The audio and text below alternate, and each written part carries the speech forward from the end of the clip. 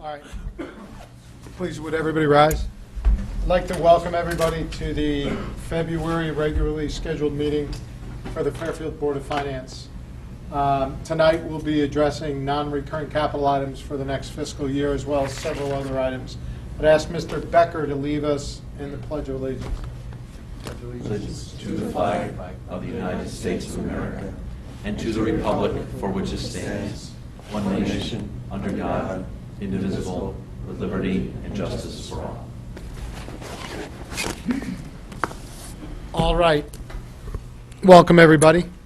As I stated, tonight we're going to start with the approval of a couple of minutes. Then we're going to talk about an IT contingency account transfer. Then we're going to speak to an LED lighting program for the town of Fairfield. Then we have a discussion on the Osborne Hill School proposed covered walkway.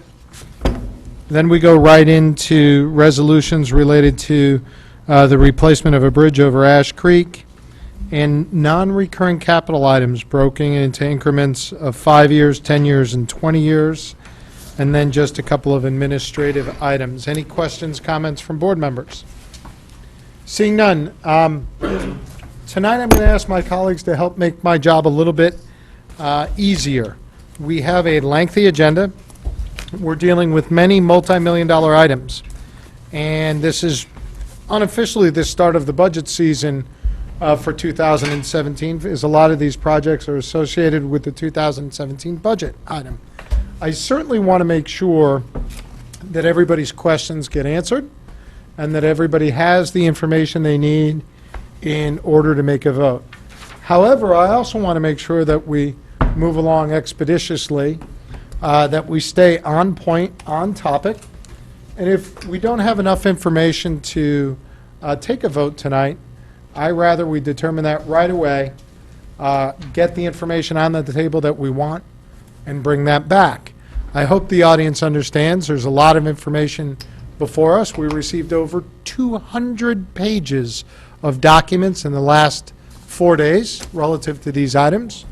Many of us have watched Board of Selectmen meetings relative to these items. Several of these items are several years in the making. We will do our best to get through them tonight, but as opposed to just move along quickly for the sake of moving along quickly, we want to make sure we have the right information to make the right decisions.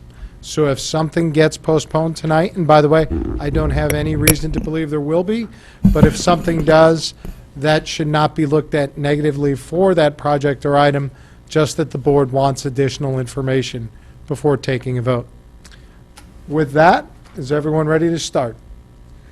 Seeing that, I'll call the first item, which is to approve the minutes of the January 3rd and the January 28th meetings. Do we have a motion to put that before us?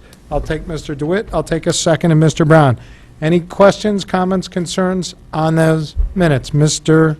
Mottola. Just quickly on the January 28th minutes, it's the Riverfield tour. It says I was present, I wasn't present, so just want the record to reflect that.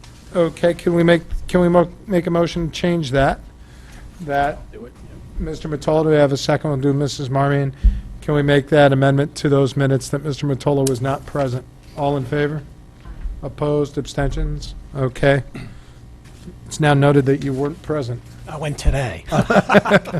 Okay. Do we have any other comments, questions on the minutes? Seeing none, I'm going to call these items for a vote for January 3rd and January 28th. All in favor?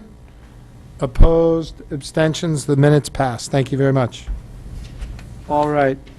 Item number 2, to hear, consider, and act upon a request from the Information Technology Director to transfer $79,500 from the account IT contingency to IT capital outlay. You'll recall we put a lot of money into IT contingency pending new management of the IT department associated with this year's budget. Welcome, sir. Please introduce yourself. Tell us a little bit about yourself, and we'll go from there. Good evening. I'm Dave Kelly, and I'm the new Director of IT for the town. I started in December. And you already want to spend money, Mr. Kelly. Yes. I come here tonight to talk about the contingency money that was set aside last year for an Oh, I'm sorry. Did you put the Brad Pitt filter on the camera for me? Yeah. To ask to move some of that money back to capital outlay for its originally requested purposes, which was to buy PCs and some network equipment. The contingency was set aside for an idea of perhaps going to desktop virtualization in town, replacing PCs with thin clients and with the potential of saving money. I was a little concerned because I'm not certain that in a shop like ours that we could achieve a cost savings. I don't know for sure about that, but I asked the person who put the idea forward and for any backup documentation, quotes, estimates, things like that, and there was nothing documented along those lines. So I'm a little uncomfortable promising that we might be able to save money without having done a thorough study of that. My request is to move the money back to capital outlay to purchase PCs to maintain what is currently a 5-year replacement cycle for town desktop computers. I think that's a very reasonable, good practice lifespan for a desktop computer until we can better determine if virtualization will help us from a financial point of view. There are other features of desktop virtualization that might be useful in certain environments. It has many nice features to it, but again, I'm not sure if they fit a diverse site such as the town. We have numerous different departments, all with different kinds of needs. We don't quite fit the typical desktop virtualization mold, a large insurance company with thousands of similar desktops and that kind of thing. Here, every department kind of has a unique combination of software that they're using to do their various functions. Great. Thank you, Mr. Kelly. Do we have questions on this item? Go to Mrs. Marmee.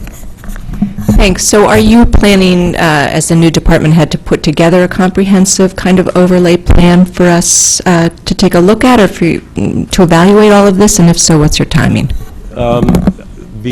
Frankly, I have a number of priorities that I think come a little before the VDI idea that I think are very important. For example, right now, the town's entire fleet of PCs is running Windows 7. Microsoft discontinued mainstream support of Windows 7 a couple of years ago, and we are on what's called extended maintenance from Microsoft, which means they provide security updates and the like, but no more bug fixes, no more function feature type things. They will be ending extended support of Windows 7 in January of 2020. That may seem like quite a long distance away, but the reality is we need to start marching backwards to hit that goal. There's a lot of different software we need to make sure can work on Windows 10. We may need to do some training of town employees on the new operating system. It's not as simple as perhaps on a home computer accepting the update. So that's a fairly large project that's going to take a while to implement. Certainly we will look at the VDI, the virtual desktop idea. I just, at the moment, have a few larger, I think, more urgent things to work on in the meantime. Right. So I'm not talking specifically about the virtual computers, et cetera. I mean, overall, you're Yes. looking at an overarching plan for the department in terms I of... would like to build a multi-year strategy, and, you know, it's very difficult and dangerous in IT to plan 5 years in advance, but you can pencil out 5 years in advance, and then each year, that fourth and fifth year, you might change them a little bit because conditions change in the market and whatnot. But yes, we need a big overarching long-term plan, whether it's hardware, software, some of the things that many departments, I've been meeting with departments around town, many departments very much want to get into document imaging and get out of the paper business, and that requires a lot of storage and systems and things like that. Some of our systems are going out as software as a service, so they're not necessarily hosted in town anymore. They're hosted with a vendor or in the cloud. That seems to be the trend with a lot of software over the past few years. The data center in Town Hall, I think, has actually been shrinking gradually over time through purchasing some services online as a cloud service or a software as a service, and just the fact that we're virtualizing the remaining town servers, which means we put more and more applications on fewer and fewer machines. And it's gotten to the point now where our main data center, all of our equipment could fit in one single rack. So we've been going in that direction, and we just need to map out how we're going to proceed going in the future. Any other questions? Mr. Walsh, and then I'll go to Mr. DeWitt. Hello. You stated that you were going to, it was going to take a little time to figure out this PC virtualization. You hadn't really had time to take a look at. Yes. How long is the time frame to take a look at that? What's the normal process for you to be able to look at PC virtualization, the needs of the town, and to be able to tell us whether we could put that into place and whether we could save the monies that somebody who was sitting in your seat not too long ago talked us into? Yes.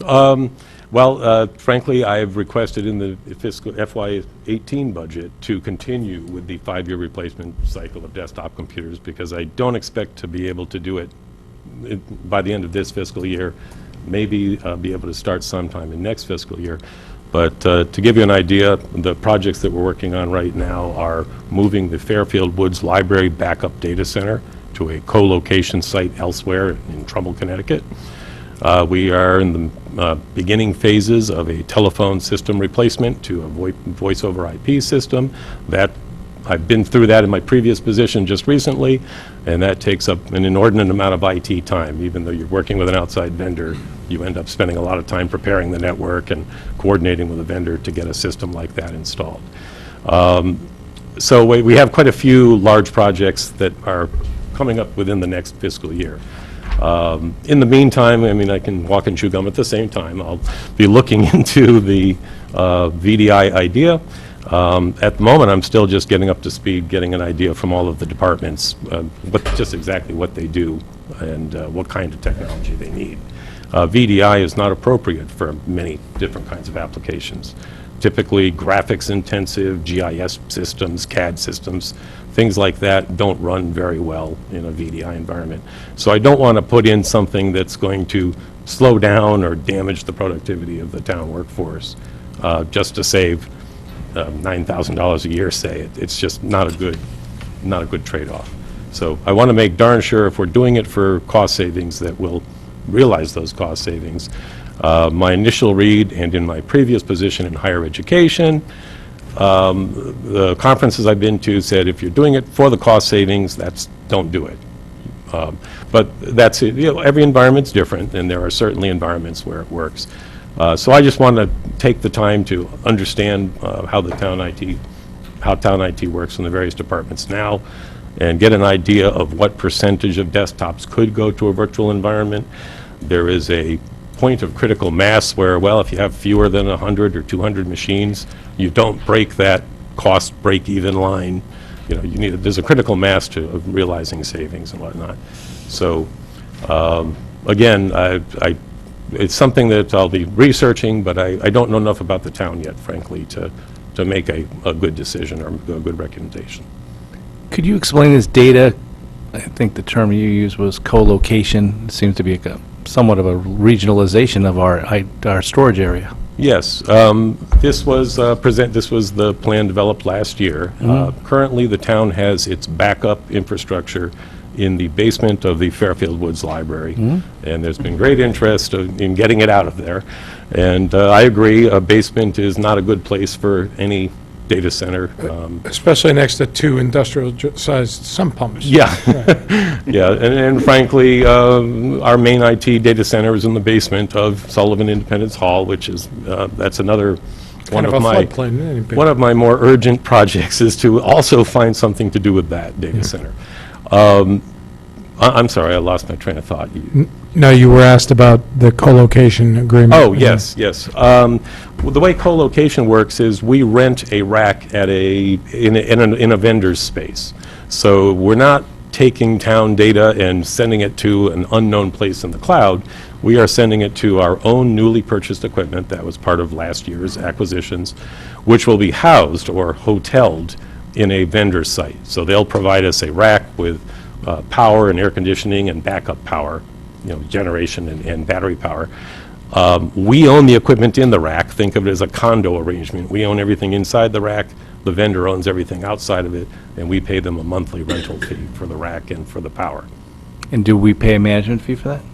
We don't pay a management fee. What happens if something goes wrong with the equipment? Who takes care of that? Do we have to run up to Trumbull? Perhaps, but during the day, they have eyes and ears on site. If we want to say, hey, could you go push a button or check a light or something like that, they can do that for it. Is our equipment in flames, that kind of thing. They have people on site to. So that management fee of those people who do that service is It's included in the this. rental fee? It's included in the service, Okay. yes. Do you see the town's location storage things that are in the basement of the current town hall doing the same thing? Are you planning on moving more off-site to this location? Frankly, there are I have a couple of ideas in mind, trying to find a space in town-owned property that's further above sea level than where we currently are, or doing a similar co-location agreement, but not with the same vendor. I would want the equipment to be in a different location.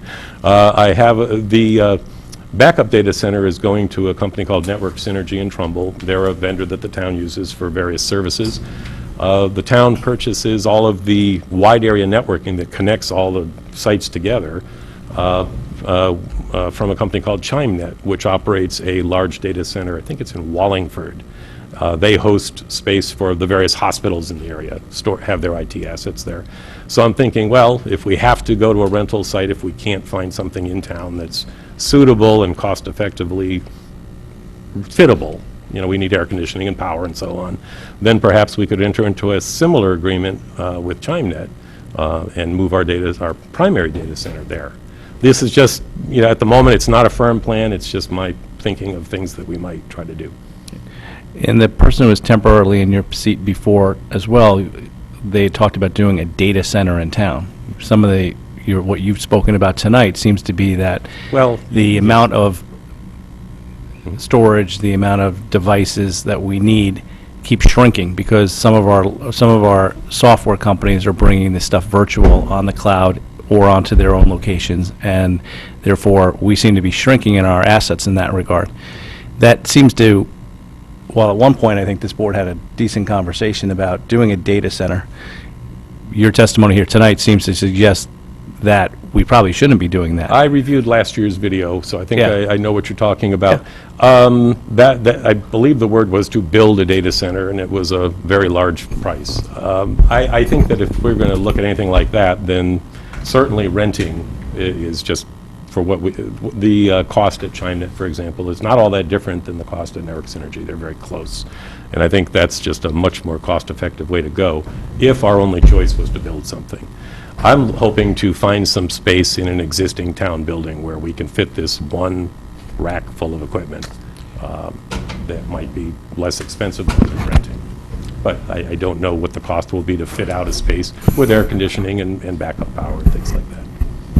Thank Certainly less than building a building, though. Can we go over to Mr. DeWitt? Any questions? Mr. DeWitt, you've been waiting Can I patiently. have that? I have a follow-up just on that, if you don't mind. Go ahead. So the Woods one that's going to Trumbull is now just one rack case? Yes. Mhm. And Sullivan has I'm one, sorry? and Sullivan now has one rack? Sullivan currently, it's spread out in 2 racks, but they're not filled up, so we can consolidate things, and the new disk storage that we bought this year went from being this big to being this big. So between that, virtualization, I mean, you could probably get it into I one think we somewhere. can jam it into 1 rack somewhere. Okay, yes. and then you're not going to be able to answer it, but maybe as a board follow-up, if we can get an answer on how many the Board of Ed has to, because when that whole thing was discussed, there was, I think, the town and the Board of Ed and all that together. Let's stick to the $79,000 motion. We Yeah. can follow up for the budget season. And Mr. that- DeWitt. Thank you, Mr. Chairman. I just want to talk about the long-term strategic plan that Ms. Marmion brought up. It is, the virtual PCs is a small part of that, but this board, me especially, for the better part of the last 5 years or so, has been looking for a long-term strategic plan and something that says, I'm thinking about moving, just in very broad terms. So I don't know your individual responsibilities right now, but I think that has to be very, very high in your priority list. It is. You'll notice if you look through the budget book, there's not a lot of contingency accounts in the other departments. And there's a reason for that, because and I'm quoting 5 years, but I could be wrong. We've done that because we have had no faith in the IT group I'll say myself, I have had no faith in the group. So we've asked the IT director to come back here every time to appropriate money. So I understand your comments on the 5-year plan. I got a little bit of a look what you're going to do for the 2017-2018 budget, but just keep in mind that, there's a little bit of history here, and I'm not trying to, burden you with all that history, but just know that has been there, and without a plan, it's a tough sell for, I'll just speak for myself, frankly. I understand. Thank you, Mr. DeWitt. Any other questions, comments, concerns? Yeah, so, Mr. Becker? yeah, so on those lines, just going to, listening to your priorities, with the Windows 7 as being a priority to 10, if you were to, obviously you're going to have to look at that as part of maybe this plan with the virtualization, but if you started buying licenses and then you were going to virtualize, I would assume that may become an issue, obviously. We don't want to outlay costs on things unnecessarily. And the licensing side is obviously part of, a part of that equation, unless you bought the licenses with some flexibility, so we'd want to make sure we did that. We are not buying new licenses for any new machines that we buy. The town has, for example, the Microsoft agreement. It's an enterprise licensing agreement, and we pay by the number of users. So it's what we do with the hardware doesn't affect the licensing cost in that regard. So in other words, Yeah. if we take a desktop and change it from a desktop computer to a virtual, Just looking at the it's user. just moving from one machine to Perfect. another. Any other questions? Yeah. In the budget that you inherited, and the purchases that you need to make, did you find anything else you didn't think that we should be purchasing? Because you seem to have some different ideas from the person who was previously sitting in your position. So when you got in there, is there stuff that you haven't bought because you don't think we should buy? No, Okay. not really. We bought new storage. That was a couple of large items that were funded last year. I wish we bought more storage. We essentially upgraded existing storage, more or less at the same size. But I kind of wish actually we'd gone a little further on that one. But no, there's nothing that I think was bought in this year that was a mispurchase, that was badly purchased. Okay. Thank you. Mr. Kelly, I would just, first of all, thank you, welcome. Thank We you. wish you the best of luck. You. From hearing from you, actually, I believe in your priorities. I think, having managed an IT function, I understand where you're going, and I know you've got a swamp full of alligators you're dealing with right now. So we wish you the best of luck with that. I want to reiterate Mr. DeWitt's comments, whereas this board has been looking for the plan. So when you come before us for your budget for your department, not that you're going to have your plan filled out at that point. Not this year, but. Right. Yeah. But we would like to know that, hey, here's what I found so far. Here's my priorities for 2017. Yes. This is why you guys should, or 2018. Years are just flying. Why you guys should fund it towards a greater goal. I think that's what we're trying to portray. With that, can I have a motion to put this, Mr. Brown, second, Mr. Becker? The item is down before us. Any other questions?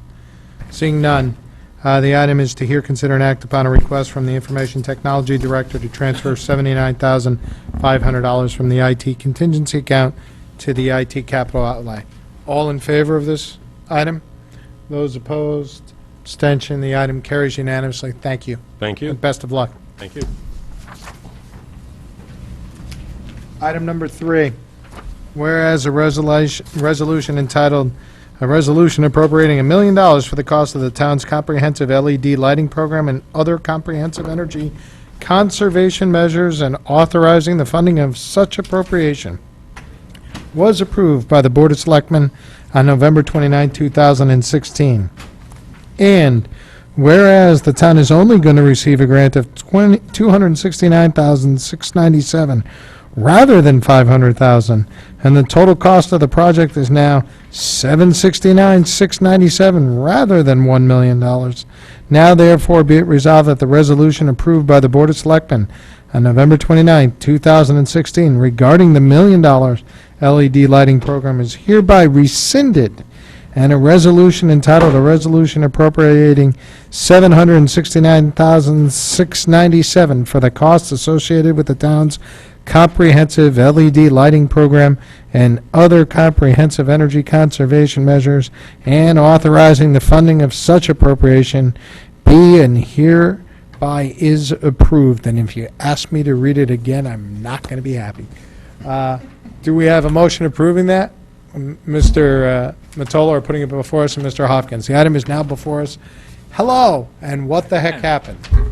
Well, basically, this was put forward in a hurry, as UI wanted to get something on the board before December 31st because of the way its funds are used under pure rules. So we estimated $1 million program. We went through the program with the engineer, with UI. That program became $769,000. So the total cost of the LED program was reduced from $1 million to $769,000. As a result of that, the grant was reduced. The loan stays the same.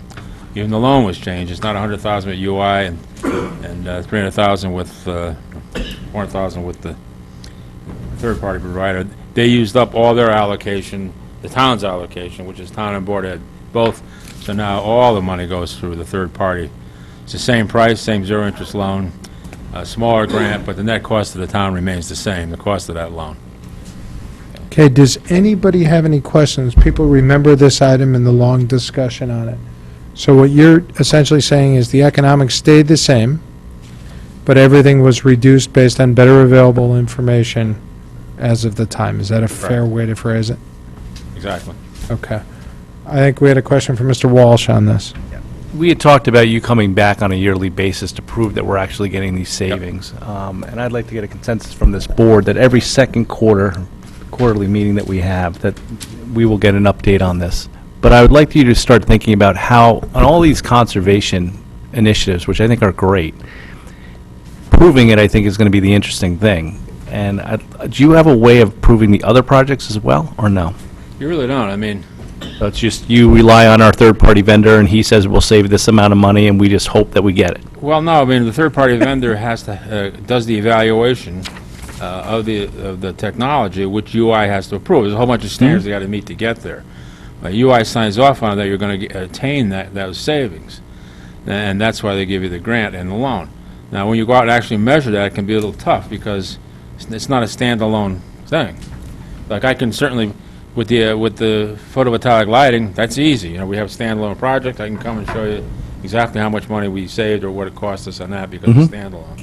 When you come here, the hard part is, you know, it's dependent on a lot of things. The use of the building. If it's used more hours, you know, you're going to use more KWH, et cetera, et cetera. But I think within a 10 or 20%, you can figure out, yes, that savings was attributable to, you know, LED lighting because nothing else was done in the building. So you may not be 100% accurate, but I think you can get like 80% accuracy. We could tell whether our energy usage is up for the building, correct? Right, right. So you should be able to Yeah, some Yeah, you degree. just can't say, you can't just Extrapolate. attribute it, he Yeah. can't just attribute the entire savings to this one thing, measure. right. Because it But- could be down because utilization is down, plus the new lighting, right? We're doing, That's what maybe you're saying. doing other things, maybe we're doing HVAC, now all of a sudden you're moving air around cheaper than the more, so there's savings there too, as a whole. But again, I'd say about 80% is pretty attributable to something like this. Okay. So we should be able to get a report at our second quarterly meeting next year. I think what we're asking for is an annual report, or are you trying to get semi-annual, Jim? I'm just looking for an annual report. Yeah. And- Just so that we somehow can say we're looking at this, because we're starting to invest some serious dollars in this program. And I think the point is well taken. Can we actually take and say, and your point, Mr. Bowman, is well taken as well, is that we're doing a variety of different programs at one time, so to actually ascribe the savings to the particular program in one location might be difficult. Right. But what you can basically say is, hey, we've done all these conservation efforts in these locations. Here's what here's what those conservation efforts cost us, and here's what our electric bills have been in those areas. Yeah, and your first is, here's the amount of energy we have actually consumed. Right? Dollar savings, like UI's rates just went up dramatically, Exactly. you know, it's like, but if you they take the kilowatt hours, at least you know that. It's a volume play, not Right, and a, then you can say, well, yeah, we didn't save, we saved 1/2 X because UI's price went up twice or something. We can do that. I think Bob is already trying to take all this money in the loans and put it in a separate account. Right now, it's just seen in the UI account, so he's separating that as a loan from the UI bill. So we'll be able to see directly whether the UI bill goes down or not, because the loan won't be there anymore. It'll be in its own account. So can you report back to us, now, our next quarterly meeting is just in a couple of weeks, and that's not going to be possible. No. But in the following meeting, can you report back to us, not so much the numbers, but what you feel comfortable is, hey, this is what I think I can provide on an annual basis going Sure. forward? Absolutely. Can we do that, so we get the Absolutely. right area? Mr. Brown, and then I'll come right back to you, Mr. On Exhibit 3, Right. you're calling this the Town of Fairfield LED and Comprehensive Energy Project. And then you have some saving projections, right? Well, right now, it's all LED. This is a pure LED savings. Okay. So can you measure this from a month to month? You have projections. Can you measure this? The savings, you write out the savings. You're telling us in 5 years it's going to be $130,000 annually. Am I reading this right? Yes. So you had to get those numbers from somewhere. Yep. Each one of those, well, as I explained in one place. We'll find the right spot here. The 4,409 lighting fixtures had to be evaluated to come to these numbers. I mean, that's just they're done for operating standards, done for cost, projected savings, and economic opportunity comprehensive cost guideline. You know, there's a whole bunch of things there. Now, yes, I think I can't do it building by building, but I think on an overall, bill, we can say yes. Okay. To say we save $4,000 on one building would be almost impossible. That's fine. It's the Yeah. total that matters, Yeah. right? I think that's what I'm saying. Wherever I it think- comes from, it comes from. Yep. Okay. That is, Mr. Yeah. Mr. Walsh, I cut you off. No, that's right. And then another part of the savings, I guess, which you've talked about before, is the savings on the equipment, because the equipment's these bulbs are supposed to last like 13 years or longer. Well, And I guess the question's going to be, is you said you would monitor them to see whether we're getting, now, that's going to be a long-term thing, because Yes. obviously, I have no doubt that this stuff should last the next year. But, the later years, from years, 8 to 13 or 15, is going to be the interesting part, to see whether we actually do see those yes. and savings. Part of what we're doing here is the overall comprehensive project, which will, next 3 or 4 months we'll get down to, is creating and updating what we have as a CMMS system, computerized managed maintenance system. And within that system, every single fixture, every single bulb in every building will be on this computerized thing, which will show its useful life, what happens, when it has to be replaced, how much it costs to replace it. So that'll be tracked on a continuous basis going forward. And do we have a warranty on these bulbs for? Warranty of 50,000 hours. Okay. Again, the installer was extending the warranty for 50,000 hours.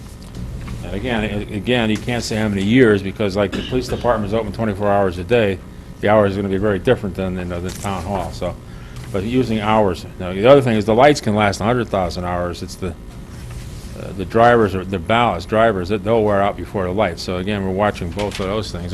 But that will show up on this report, computerized report. Yeah, that could just be part of your presentation about how we're doing with Right. the actual equipment side of it.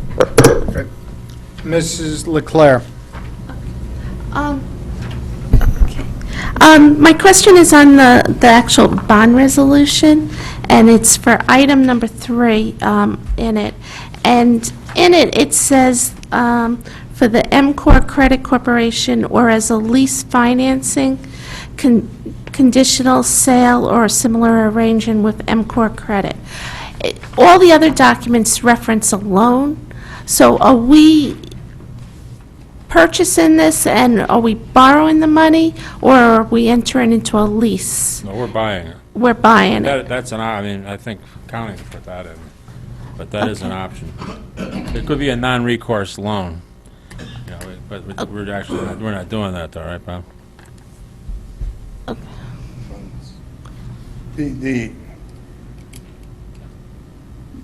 agreement calls for borrowing, I think, $100,000, or I forget how much money, yeah. $500,000. Right. So the question becomes, how we borrow it. It's going through this, this credit corp, we don't, nothing versus bonding and, on the good faith of the town versus having to like bond it. Right, It's well- interest-free and all that kind of stuff. Okay, but I want to own it at the end. I don't want it to be a lease that we then have to come into another It's agreement. a loan for purchase. Okay. Okay, so should that line be in the bond resolution then, that, about the lease, or can that come out, or if Which if line are you we're- looking at, I'm sorry? It's 3. item 3, the fourth line. Item 3, the fourth line. Yeah, instead of it saying either a loan, you want it to just say lease financing. I want it to say a loan. I want it, right? Well, do you want it to say a loan or lease financing? With a conditional set? Do you want basically? I want to own it. Right, In any case, no matter how this is financed, we own it. right, If I may? yes. Do you have the? Go ahead, So Mr. the bond resolution says $269,697 will be funded by a grant. Great. And $500,000 is a loan.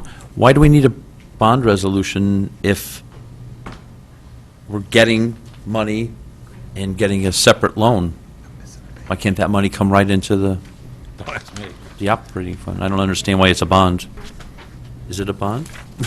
You're indebting the town, it's a lease. But it's not a lease, it's a, It's a financing tone, so I think you have to get it through bond Okay. council so we can ask the question. Basically, I just got, my package didn't have a copy of the resolution for some reason. I'm reading.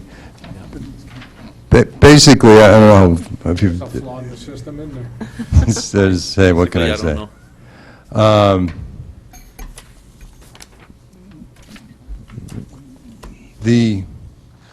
There are multiple kinds of lease financing, conditional sales, sim arrangements, borrowing money. And that's all this says. I'm not sure this is a bond, I mean, I'm not saying Mr. Chancellor shouldn't go to him, but I'm saying I'm not sure this is a bonding question. It's a Okay. financing It's a question. financing question. I Okay. kind of missed, Okay. right. But Right, this is and then in the it- form of a bond resolution. so Right, I but it's think- in a That's- bond resolution, right, I'm just trying to clarify that. Which I think, yeah, I think Yeah. that's the question. Right, and that's all I'm saying, yeah, and it's definitely, how you structure the lease is, how you structure the loan, it's going to be, there's going to be some collateralization, but it's basically going to be on the good faith of the town. We don't anticipate bonding, we're not going to have to go through any of the bonding Right. issues. No, my concern was the structure of it, that I'd rather it Structure, be there's- either a lease that we own it at the end, Yeah, no, it's- or an outright purchase that we're borrowing the money, and that's what I'm trying Right. to Yeah. clarify. Yeah, there's really Yeah. 3 issues, right? This is not a bond resolution, Correct, but Well, it is indebting the town, correct. right? And to Mrs. Leclerc's point, we want to make sure that however you phrase the language in here, the end result is that the end of this transaction, after paying it off, we own Right. the items, we don't have to return the items. Correct. Those are the three. And the fourth is it's 4 years. Whatever, Right. whatever the years, Right. yeah. Right, Zero interest. right, and that's certainly It's the, not here, I know this isn't a bond, but I'll do my best. Okay. I've been involved in all the details, but generally, John Staffstrom from Pullman and Comley, the town's bond counsel.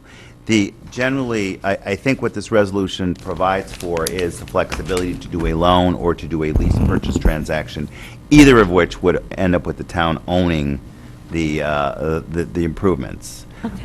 I think that what this also provides is the flexibility, and the reason it's sort of drafted, sort of in the nature of a bond resolution, although there's no borrowing, Right. although you are actually making lease payments and making indebtedness, is there is language in number 6, that talks about pledging the full faith and credit of the town. So if you're pledging the full faith and credit of the town under either a loan or a lease, you're pledging the town's full faith and credit the same as you would under a bond. Okay? There's also a language in there, and I'm not sure what Mr. Mayor has options here to do this. There's also a language there that may throw some of you off, includes a non-appropriation of funds clause, And if you have a non-appropriation clause in a lease or a loan, that means if for some reason in any particular year you didn't fund that appropriation, then the appropriation would lapse. Most of these items are not structured that way because the cost could be somewhat higher. So I think what we're really talking about here is a full faith and credit obligation, but it's in the nature of a lease or either a loan. In either case, Ms. Leclerc, where the town would own the improvements at the end of the period. Mr. Okay. Sasser, could you do us a favor then? Can you provide a little bit of language that maybe Mrs. Leclerc could put in as an amendment when the time comes to item number 3, to make sure that it covers the fact that this is owned? And while you're working on that, go ahead, Mrs. Leclerc. Oh, if you well, have a- because my question was, everything else referenced a loan, except in here, and that's what was generating the question. Right. Can, I think it might be helpful to shed some light on, are we actually talking about a lease purchase transaction here, which would be the same as a different, sort of a different It just structure? leaves it open for flexible financing, because we have no idea exactly what UI is going to want. It's going to come out of the negotiations. But the real concern of the board, Ms. Claire, is that at the end of the day, the town owns the improvement. Exactly, yeah. correct. So if you could just take a couple minutes and go to that. We'll go, Mr. DeWitt, did you have another question? And then Well, then I'll go to Mrs. Mrs. Leclerc's questions were spot on, but I do have a new question. With the appropriation of funds clause, does that mean that there'll be a $100,000 budget line item in Public Works budget for appropriation of those funds every year? Under Correct. the loan? Correct. Yeah, in the past, as I think Mr. Bowman pointed out earlier, as long as these have been done, in fact, I think this actually came up like a year ago in this, when we were looking at some overages and underages, and that's when it became apparent that we had loan payments buried in our electrical bills, I remember that. and we weren't properly them reporting out. and breaking them out. So with that knowledge, we obviously made the change. And so, yeah, so now there will be, when you use your budget package this year, there will be line items in there, separate line item for the debt repayment. We also hadn't budgeted for those, too, correct? Well, it was budgeted as part of the energy cost. It was Correct. included in the calculation of the energy cost. it wasn't- reported separately. Yeah, one year it wasn't included, wasn't and it was a surprise to me, I had no clue. Right, 1 year they goofed it out. Yeah. But for all the prior years before that, it had been included. Correct. Mr. Becker, thank you for being patient. Yeah, no, so maybe this is to finance or our bond council, but we talk about the 10% threshold for debt service for the town. How does how do loans like this factor into that? In that, if you look at the budget, they're sort of buried within the budget, but not in the debt service. But they are debt for the town, just like any sort of bond. So, as I sit here with a CAFR in front of me, I guess maybe dig through and try to find if it's even in there, but, should it be, or how is that sort of allocated? And then the same thing points to the budget, if we're going to break it out and put it in all these places, should it actually maybe be noted what it's for, but in the debt service area within the budget, and that's where debt lives? A, it's going to be in the debt service part of the budget. B, this is the only, these loans are the only loans that aren't bonded loans. And I looked at the amount the other day because I was pulling it all together. And what's the total outstanding is? 23,000 a month, so I mean, but it's like X number of years, like 300,000 or something. So yeah, so we're not a major impact on the 10%. Just I think my- it's a great question to ask our auditors. So when we review the CAFR. We can do it at that point, Yeah. certainly. Let's make sure it's, because it's a fair point. Yeah. Should it be Good. counted or not? I Yeah, right, think- exactly. I think the auditors will tell you it may be even separate from your, it's not considered long-term indebtedness, so it doesn't fit Correct. into that category. It fits into an Gotcha. operating lease type of Exactly. category. Gotcha. If you haven't entered into any of those, you may not have dealt with that, but that's normally where it gets slotted. Just as we start doing more and more And of it has to them. be disclosed. Exactly. Yeah, we can, Right. we can do that in a couple No, weeks. that's a perfect If it's a idea. capital lease, but it's not really a capital lease, it's going to be like a loan. Lease, Right. Yeah, I got it. Right, but Mr. I was Becker, thank you for expecting bringing it up. Mr. That's an excellent Becker's point. question as being the total debt versus the accounting and the Yeah, rating just should it be agency. counted towards the Yeah. 10% and all that? Right. That's an and excellent tech- point. It's Thank you, not, Mr. Becker. but Yeah, thanks, guys. Any other questions on this item? Mr. Sastram, do you have Language. some language that you could give to Mrs. Leclerc? My suggestion is at the end of paragraph 3 there, where we say, "or any interest costs are entirely subsidized by UI, comma, delete the and, the term there is not greater than 4 years," and then add the language, "and the improvements contained in the project are ultimately owned by the town."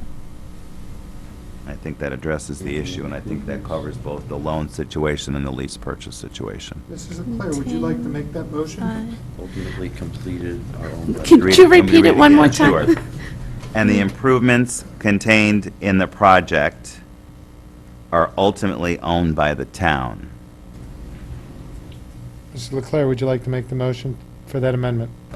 You Yeah, don't one need to reread second. it. What he said. Okay.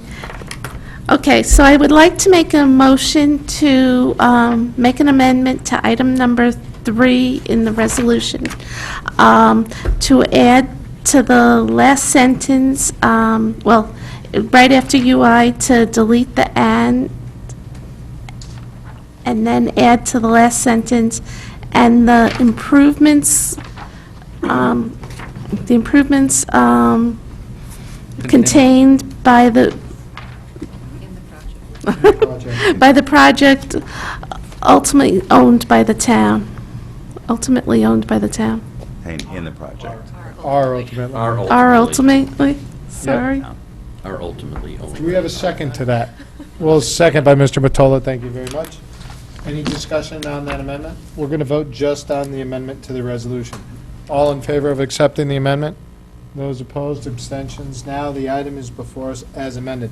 Mr. Sastram, thank you very much for the help there. Mrs. Leclerc, thank you for bringing up that point.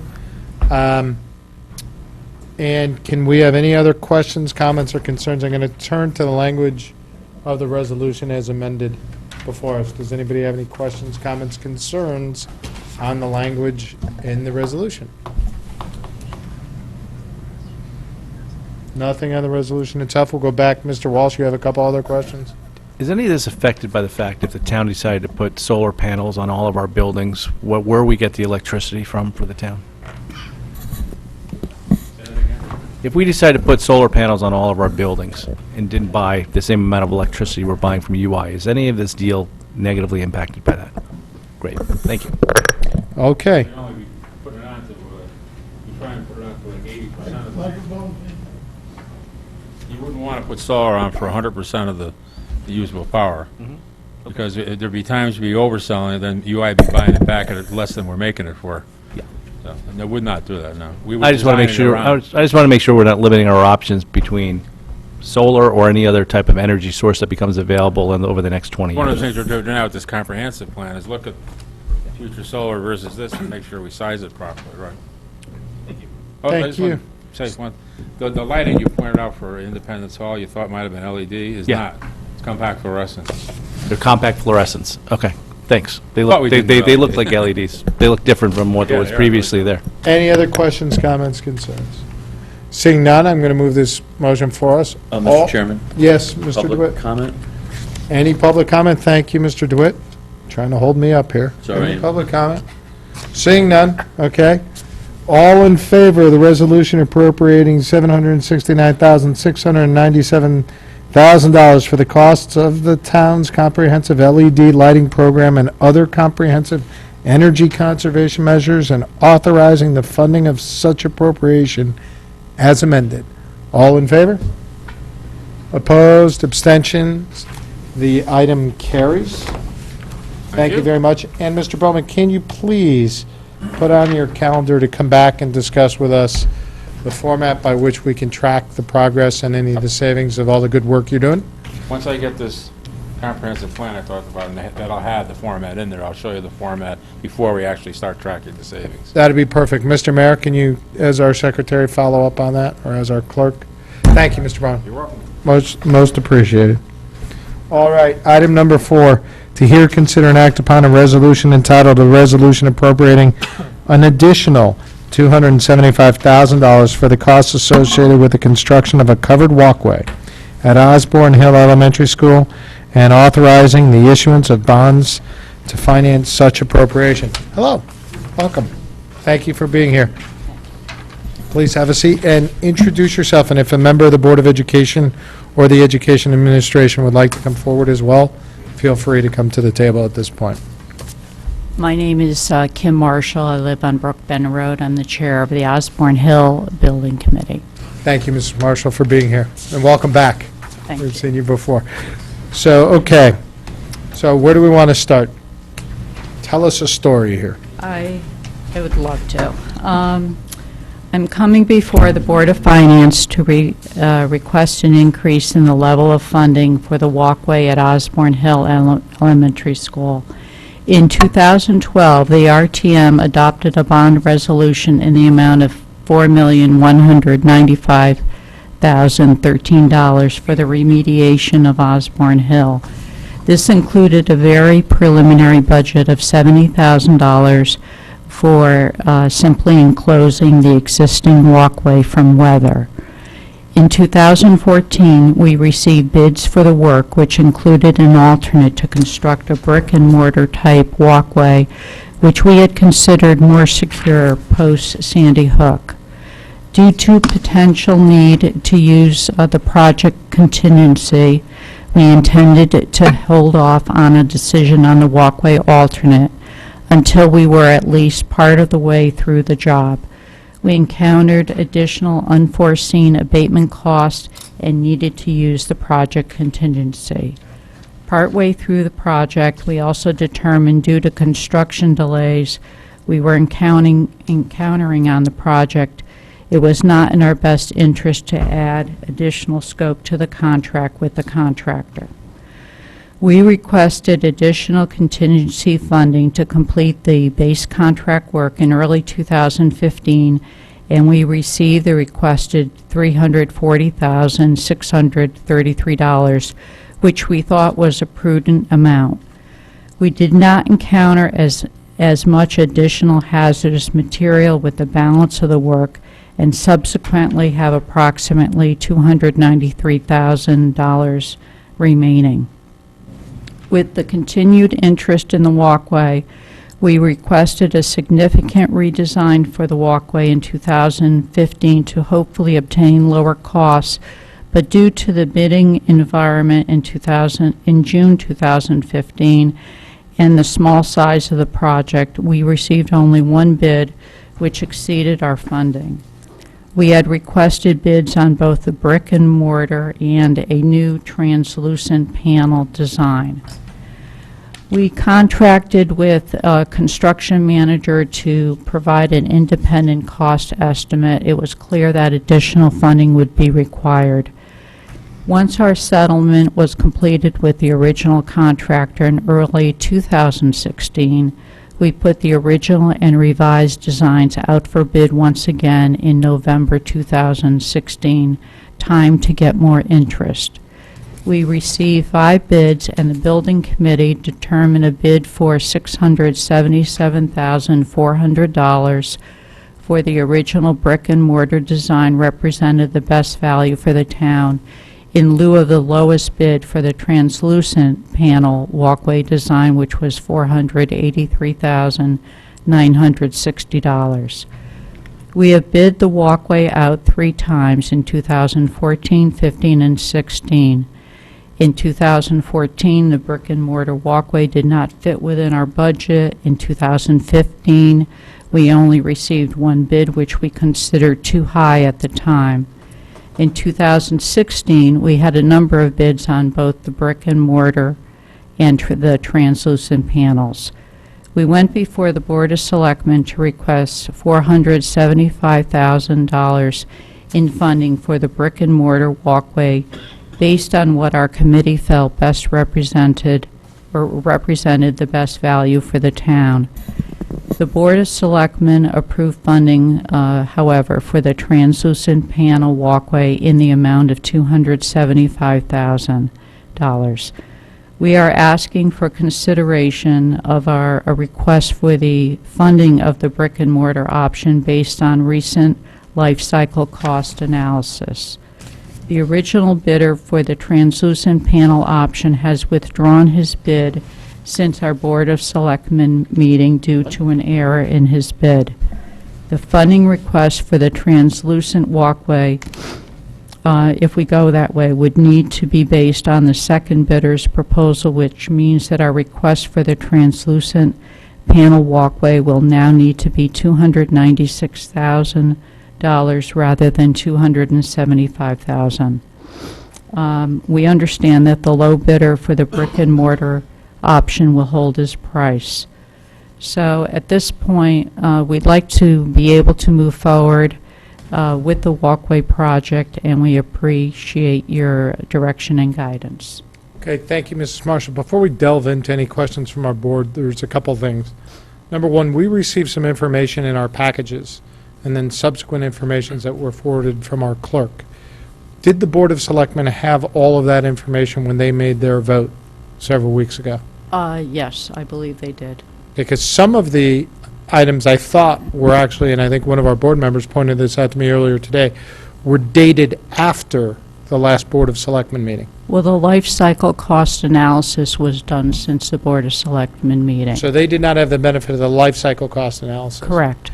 Secondly, you just kind of you buried the lead, kind of. So the Board of Selectmen approved funding for the translucent that was now based on a bid that's off the table. Yes, and the second bidder with the appropriate contingency amount is somewhat higher. A few thought, $20,000, $25,000. $21,000. Yes. Okay, so those are two pertinent points of information. Number one, Board of Selectmen did not have all the information, and number two, the bid that they voted on no longer exists. Yes, yes. Okay, thank you. I'll turn this over to board members at this time. I'll go first to Mrs. Marmion. Thanks very much. So I had asked our chairman, because the date on not only the life cycle cost analysis was February 2nd, but also the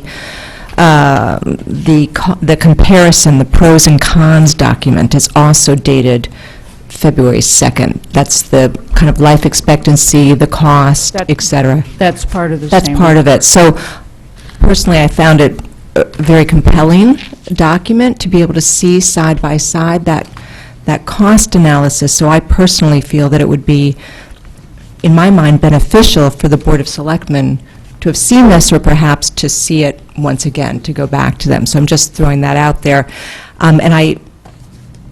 What I found most compelling about this was the cost. I understand from reading the notes from the Board of Selectmen that there was concern about the more expensive brick and mortar, saying that they'd rather save money and go for the less expensive project. But when I look at the life expectancy for the translucent panels, the life expectancy is approximately 10 to 20 years. Versus the brick and mortar, which is 50 years. So I'm wondering, really, from a cost savings economic standpoint, why it would make sense, or why they would have said we're going to save money if this walkway may fail in 10 years, and then we'd have to spend that money, 10 years later, and then 10 years later, and then 10 years later. I mean, we're looking as a town at multiplying the costs. So I'm concerned with the fact that they didn't go with the more expensive at the outset versus the long term. That's one thing. But the second thing, and I do want to get to this, because a con on the translucent panel is the layout. I'm reading from the paper. The layout creates a hidden exterior corridor between the walkway and the gym wall. And I know that the police had commented and said they didn't believe that this compromised security, but this is a huge red flag for me, and I wonder if there was discussion at the Board of Selectmen about that specific concern with these panels. So I don't know if we can ask the police about that. I don't want to get too into detail, but that's a huge red flag for me. Okay, thank you. We'll call up the police in a couple minutes. Hold that thought. I'll come back to you on that. I want to go to Mr. DeWitt, who's had his hands up. Thank you, Mr. Chairman. I echo Ms. Parmean's concern. So, just so I'm clear, this page, it's called Life Cycle Cost Analysis, dated 2/2/2017. Is that the document we're saying the Board of Selectmen did not have? That's correct. And what it says, for the people who aren't looking at it, that over a 42-year period, translucent connector will cost $210,750, and brick will cost $49,750. Oh, I looked at this the other day, and there are a couple things don't make sense to me. So in the translucent side, there's 2 roof replacements for $24,000 roughly over a 42-year period. I'm assuming the roofs are the same. It's the side material that's different. But yet, in the brick and glass, there's only 1 roof replacement. So I'm wondering if this is really apples to apples, or if this is, I dare say, gaming a little bit, right? So over a 50-year period, you say, for the translucent walls, we replace the roof twice. This is just one thing. But in a 42-year period, on the other one, you only replace the roof once. It seems inconsistent. And who did this analysis? Silver Petroselli, Bill Silver is present tonight. This is the The architect? architectural firm. Yes, yes. Mr. Silver, you want to come up? I just, it seems, well, again, there's a lot more contingency kind of things in the translucent glass, labor for damaged panels. There's a lot more damage over here than brick and glass. I guess that's the big, so I'm curious, because it's almost 5 times different, which to your point is significant, right? Go ahead, Mr. Silver. I'm Bill Silver with Silver Petroselli Architects and Engineers out of Hamden. Briefly answer your question, the existing roof that is on the translucent wall panel solution is already 14 years old. It will likely need to be replaced in 7 years. With the other solution, the brick and glass solution, it will be a totally new roof and therefore have a minimum life of 20 years, so that's why they are out of cycle from one another. Already. So wait a minute, there's a roof there already? Yes, it is a So roof. the Part of initial the savings cost, is not replacing the roof. We are not replacing the roof, and But that's, on one thing, you are replacing the roof, so part but of, it's reflected in the competitive bids of the contractors, in that they are not bidding on a roof replacement in their bids for the translucent, but they are bidding on a total roof replacement and expansion in the brick and glass. I didn't realize there was anything existing. I didn't think there was anything overhead existing. Yes, there is. Complete metal deck, roof structure, membrane roof. okay. Well, that answers that question, okay, thank you. Other questions? Mr. Hopkins? Hi. I have a couple questions. Are either or both of the walkways going to be heated?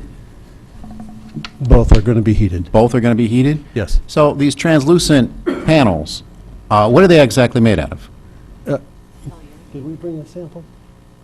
We have a sample here today, so you can kick it around. I'm also interested It's made out how- of fiber reinforced plastic. Okay, and I'm also interested, how are they joined together? The That's pretty panels?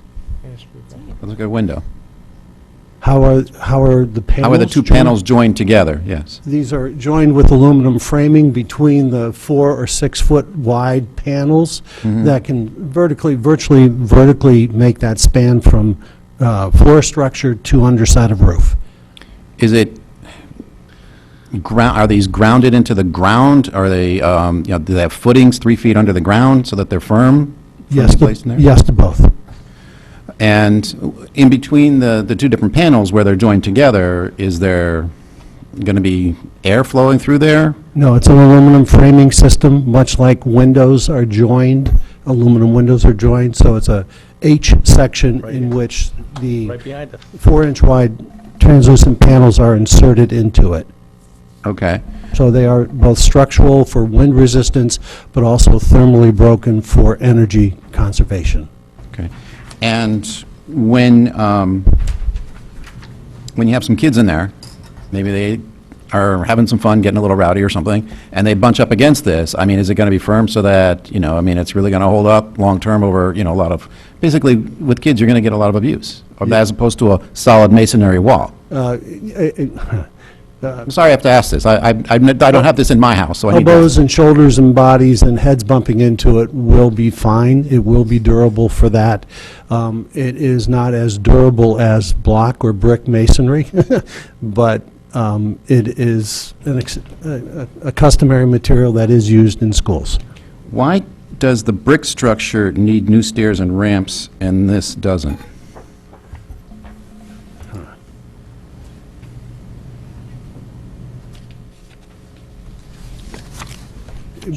I'm seeing here it Because says... Yes, because we authored that. It's, the new solution provided a much more compact and efficient stair and ramp pattern, so that the square footage within that entire enclosure was more optimal for the educators, for queuing of students, moving students throughout the spaces and out into the rear play yards or into the side play yards. There was the more economical alternative that was developed was reusing all of the, I call it relatively inefficient, concrete ramps and handrails and stairs, so that we tried to minimize the actual alternate bid as much as we could. So there's already like a ramp and stairs there, and you're using that already? For the For alternate this. bid, correct. Right, okay. Why are you referring it as an alternate bid? Because when we did the project in 2015 and 2016, we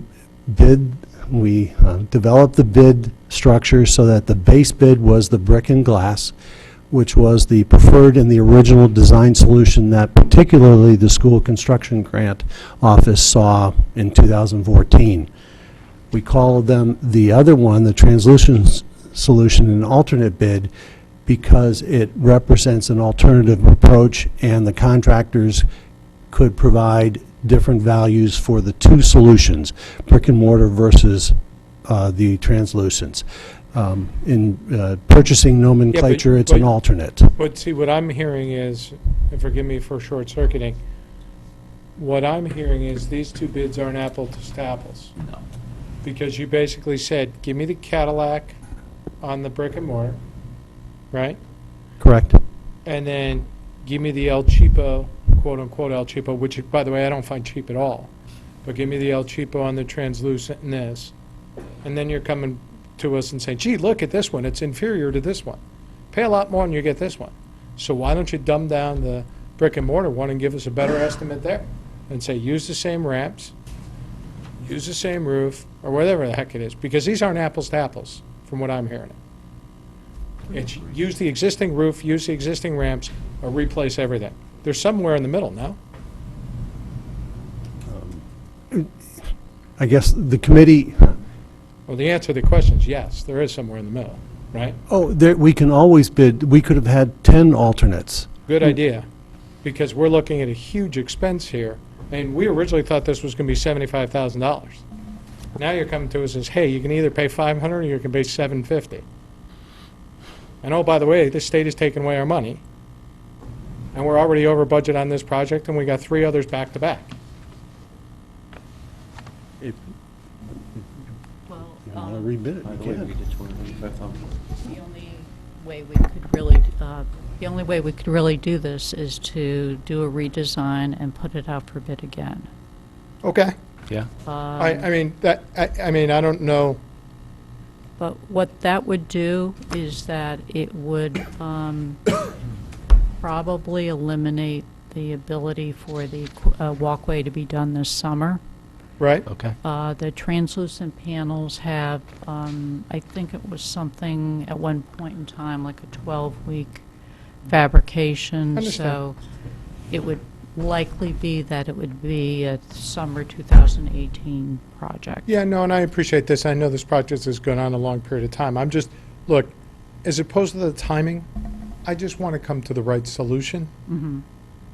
And it seems to me, and this is all just coming to light right now, in my eyes, tell me if I'm wrong, everybody, but the difference between the roof, the difference between all this other stuff, you know, there's some people that want to go brick and mortar, but that's a very expensive option right now, given everything else going on. Mr. Mottola. Excuse me, I wasn't done yet, Mr. Chairman. I'm sorry. Thank you. How common are these translucent walkways or uses of this to actually part of a building, part of a school building?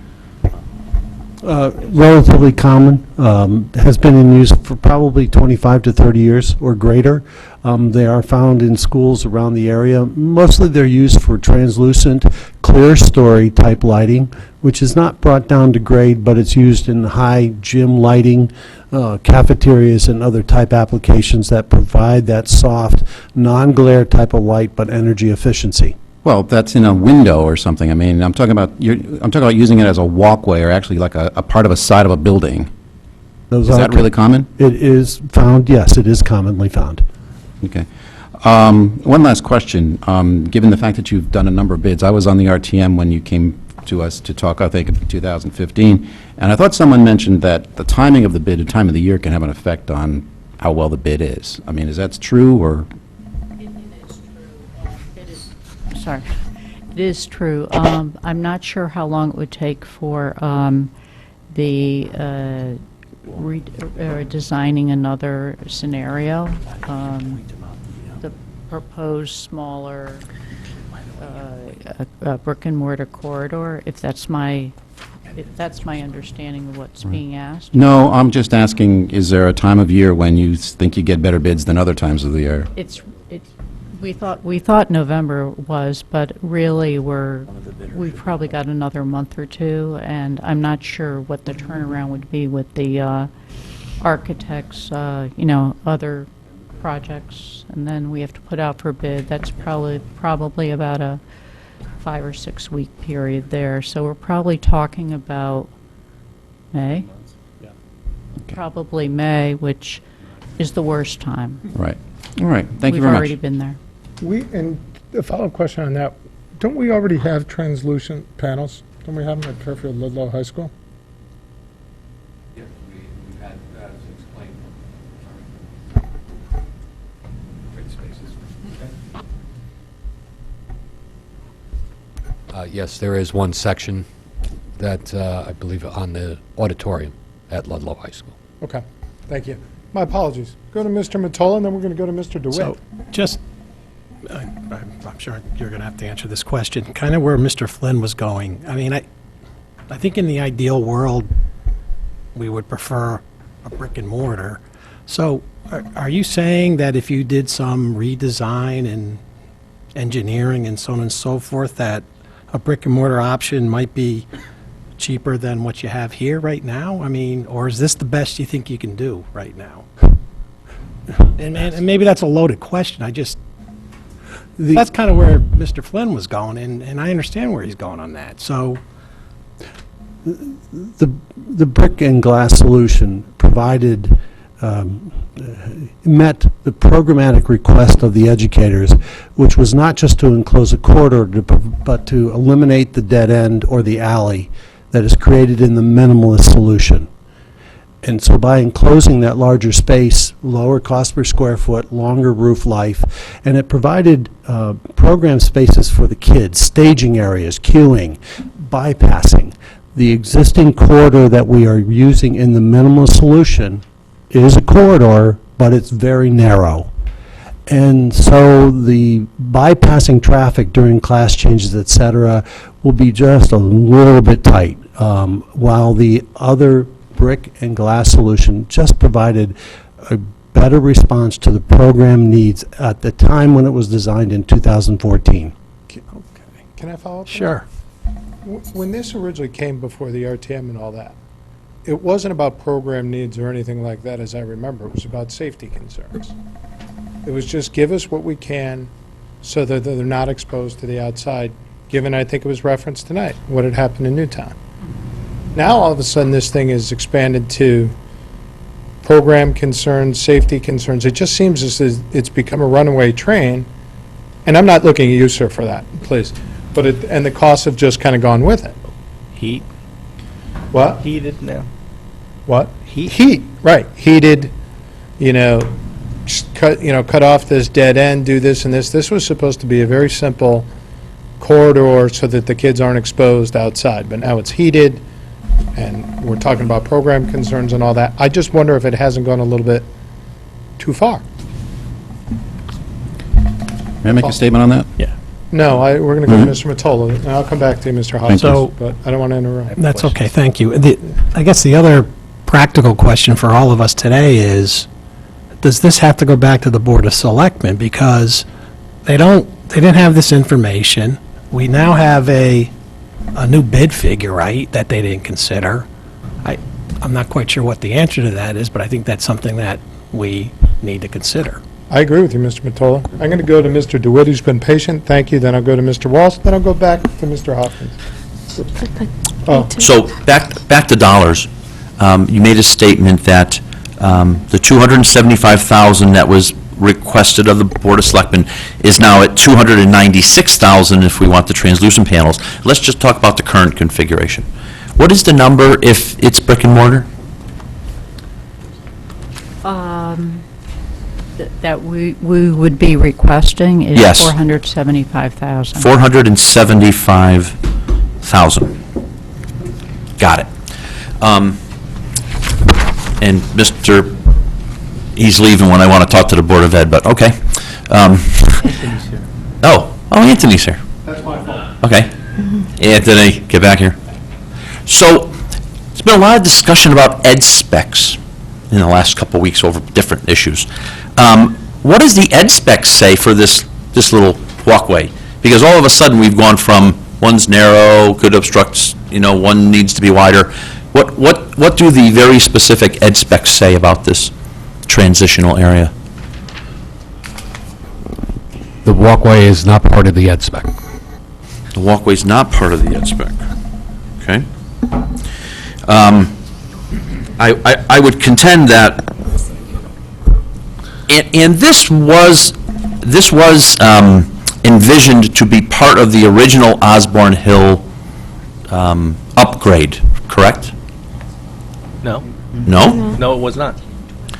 So how can it be included now if it didn't get added to the ed specs, when we were told that the ed specs are the documents that control everything that gets added to a school, regardless of timing? You can, you can answer for him if you... Sure. Bill Dunn, 205 Taco Lane. I'm on the Osborne Hill Building Committee. It is not part of the it's not part of the ed specs. It is part of the bonding resolution, though.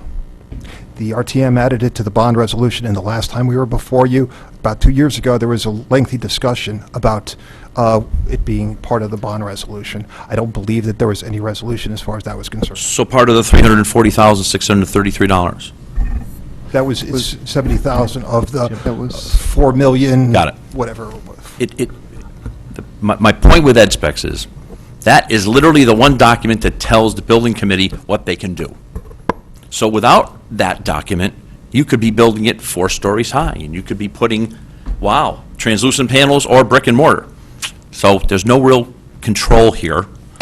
And I'm going to just throw it out there. I'm going to support Mr. Mottola. I don't think I'm voting on this tonight. I think this at the very least has to go back to the Board of Selectmen with this data. So. Can I have a follow-up question to what? Thank you. Follow-up question to his question. In regards to not having an ed spec, I thought, and Sal, maybe you can help assist me with this question.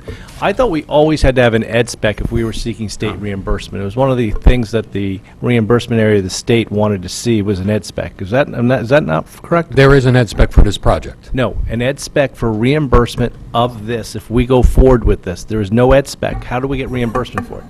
There is an ed spec. It was filed with the state. The plans were approved Yeah. through, at the time it was called OSF, Office of School Facilities, and it was part of the project that they approved.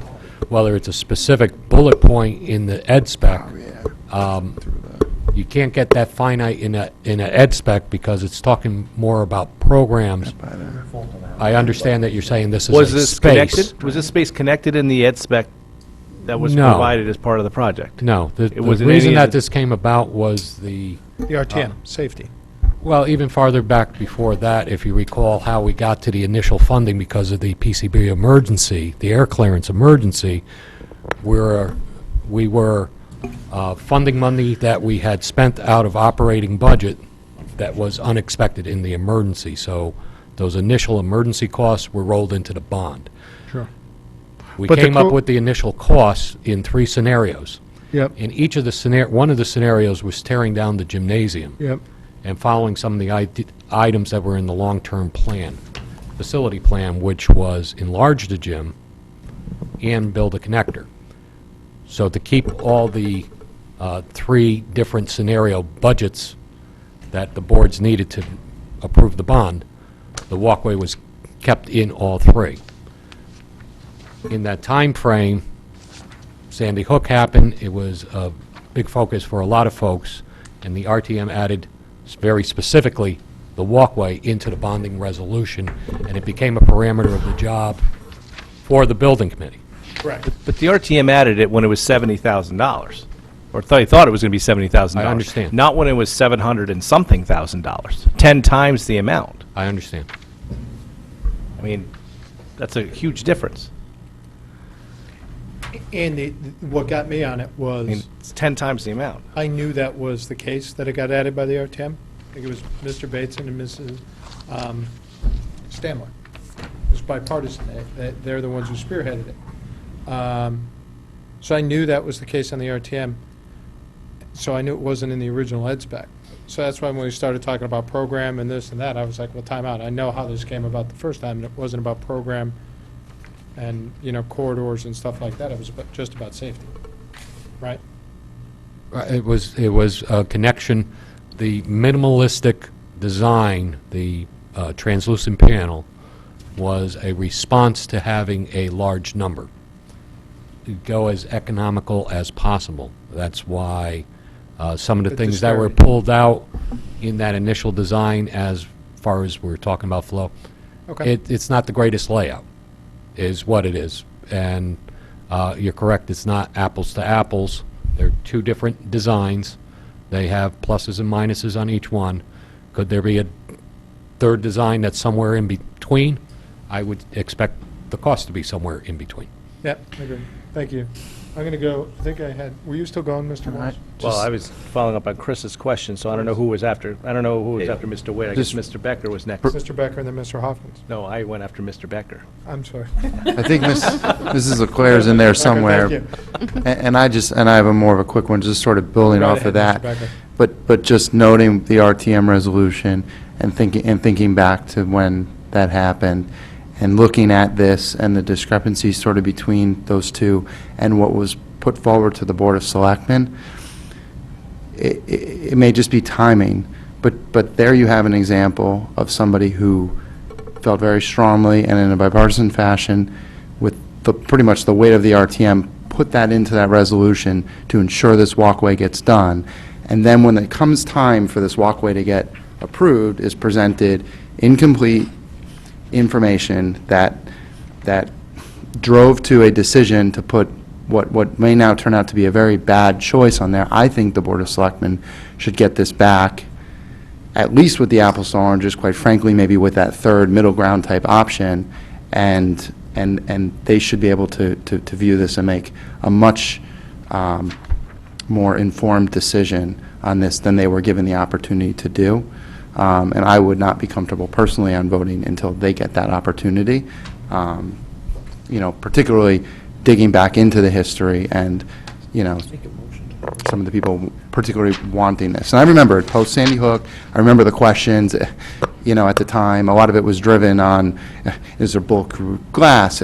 Talk about heated or not heated. There were questions about how the venting, and then if from the security, from the venting, and all on those lines. It was a very different thing, and here we are, and this happens to us on so many issues. So that's where I'm at personally for tonight. Well, thank you, Mr. Becker. We'll go to Mr. Walsh, and then we'll go to Mr. Hoffman. So I guess to both of you. So the main reason for this connection of this building, whatever method is, it was pure safety? The building's not safe the way it is. Is that what you're saying? Safety improvement, yes. Great. I'd like to hear from the police on the safety issue, because I know you guys did a complete analysis on school safety, so I'd like to hear about your recommendations, where we stand with this building, what your recommendations are in regards to safety at this school.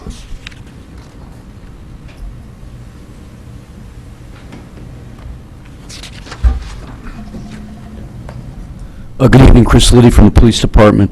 Thank you, Chief Liddy. Thank you, Mr. Flynn. We examined both options, and we believe that either option creates a safer environment than exists currently. So we believe that certain modifications may have to be made to either option, low-cost items to make them safer, but either one is acceptable to us. So you don't think the current situation is safe? Any situation where you're exposed and walking between two facilities is not ideal. Okay. So your recommendation is to make it safer? Correct. Okay. We have the exact same situation at Sherman School. And there's been no one here tonight, or I've heard talking about Sherman School. And these projects were done at the exact same time. And I'm a little confused on why you think Sherman should be made safer too? For the exact same reasons? I believe Sherman School has the wrought iron gates that enclose their walkway from the mains to the portables. Okay. But somebody can climb over those fences. I was there today, so I saw what's there. I mean, somebody could scale that fence in 15 seconds. Do you disagree? If they wanted to get in? Mr. Walsh, as we address these very specific issues, I want to recommend just a note of caution. If we start talking about specific threats in an open environment such as tonight, we'd be happy to discuss at length, but I just want to recommend a little bit of caution. Chief Liddy, yeah, I understand what you're saying, and we certainly don't want to do that, okay? I think what Mr. Walsh is going to is you can go to a variety of different schools in town, whether it be Sherman or Jennings, or we took a tour of Holland Hill, where there were these classrooms, and there were chain link wrought iron fences in those areas, right? This would be different than that. I think if I could put it in the most broadest terms, every facility in our district deals with two components. They deal with cover and they deal with concealment. In examining these particular vulnerabilities which exist and keeping with the philosophy of buying down risk, which is ultimately what we're doing, that in certain areas, especially our portable classrooms and our outside facilities and our between facilities, the concealment makes sense. You want to create an environment where a potential intruder does not see what he's going after. So I think in the broadest sense that was the philosophy that we were trying to accomplish. Right. But we're just pointing out that we have these issues, right? Correct. Yeah. And we have two similar facilities. I mean, to me, it just seems as though if one's going to be done, the other's got to be done at the exact same time, because I don't think in this town we value some children's lives better than other children's lives. I think we value them all. And we have the exact same two type of annexes. They're almost exactly the same. But I believe different solutions exist if you look at it in terms of the most broadest infrastructure improvements that we're making. There are many things that are not on the table tonight that we may feel are more important at one facility than another. So we're looking at it in a more global format. Understood. I'm not saying that's necessarily the correct way. I think, yeah, in a perfect world, we would keep it consistent, but we're trying to accomplish what we can when we can. So one gets done and one doesn't get done right now. Because are you saying it's because we have lack of resources? Things are getting done at different facilities based on our assessment of what's the highest priority. So it's not taking place all at once, but there are things taking place infrastructure-wise at all 17 schools. I think we have to. Hey, Mr. Chairman? Yes. it would seem, and we've done this before for security, to go into private executive session. I agree. I think that I this agree, would be 'cause the I have time. some more direct questions on this that I'd like you to don't make wanna be the public, motion so I that we appreciate go into that. private executive session for Do we have a security second to that purposes. motion? Can we get it? We'll do it from Mrs. Marmion. All in favor of going into private executive session? Those opposed, abstentions? Thank you. We're going to go into private executive session, which means we're going to go out back. We're going to go to the superintendent's conference room. Is that okay? Yes, I do. Thank you. I'd just like members of the police department. I'd like the superintendent of schools, if that's okay. First Selectman, you're obviously welcome.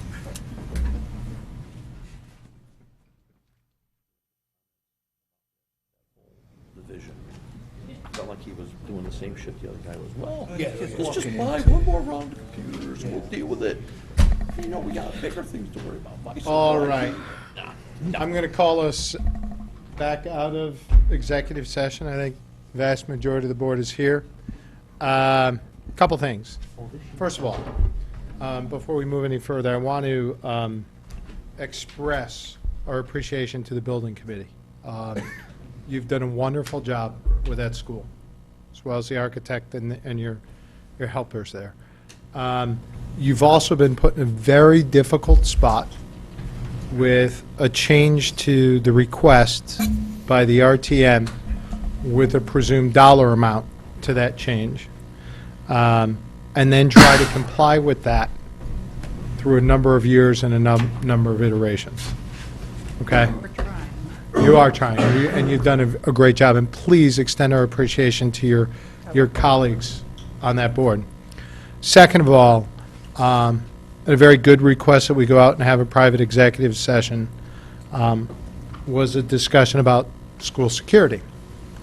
And given that discussion, as well as the fact that there's been new information provided after the Board of Selectmen voted, as well as the adjustment to the bid, or the rescind of the bid that was approved, I believe what we're going to do is take no action on this item tonight, which has the effect of sending it back to the Board of Selectmen for further consideration, so that Mr. Tetro can work with his colleagues, understand a bit more of what our understanding of the situation is, make their recommendation back to us as to how they want to proceed. I'm sure they'll speak with yourselves. I'm sure they'll speak with the Board of Education. I'm sure they'll speak with the police department as they go about making the determination.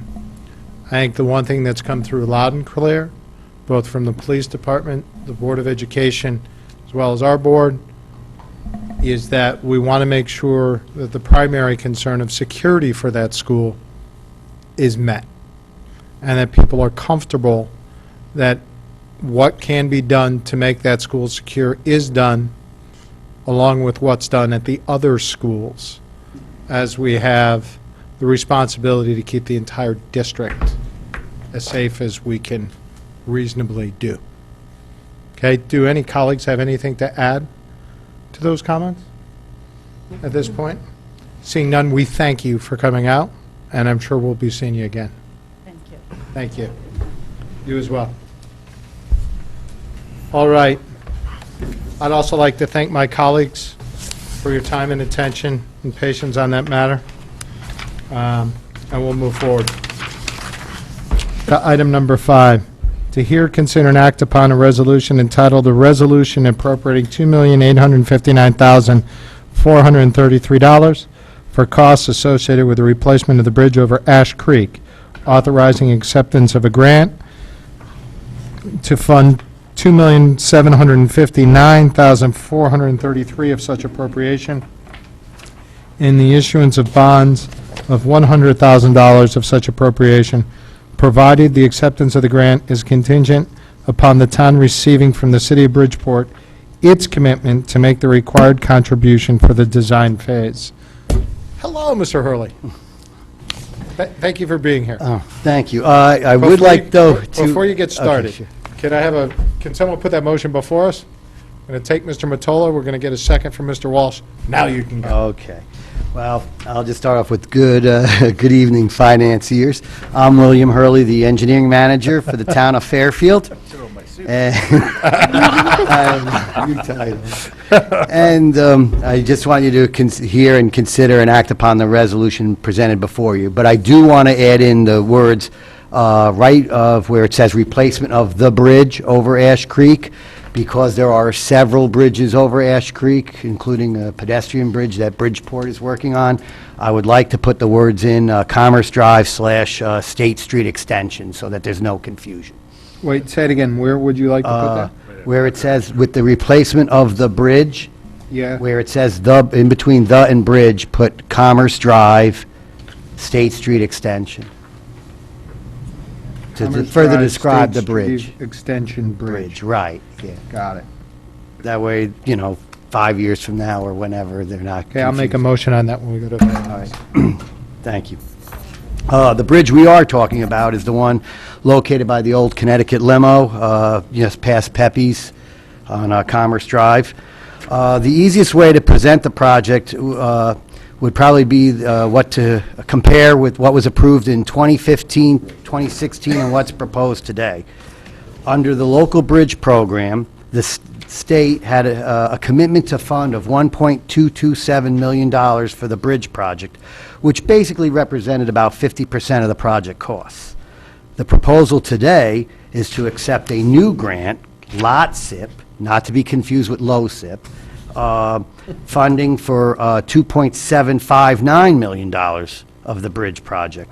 After 2 rounds of applications and with support of MetroCog, the regional agency, planning agency, Council of Governments, the state has approved the town and region's application and seeks the first selectman's signature of the state's commitment to fund letter, which I believe was part of your package. Under the LOTSIP program, the rules of the grant are basically the same, maybe even a little less stringent than the local bridge program. The major difference, though, is that all the design costs are the municipality's responsibility, while 100% of the eligible construction costs are paid by the town. Design invoices would be shared by the town and the city of Bridgeport.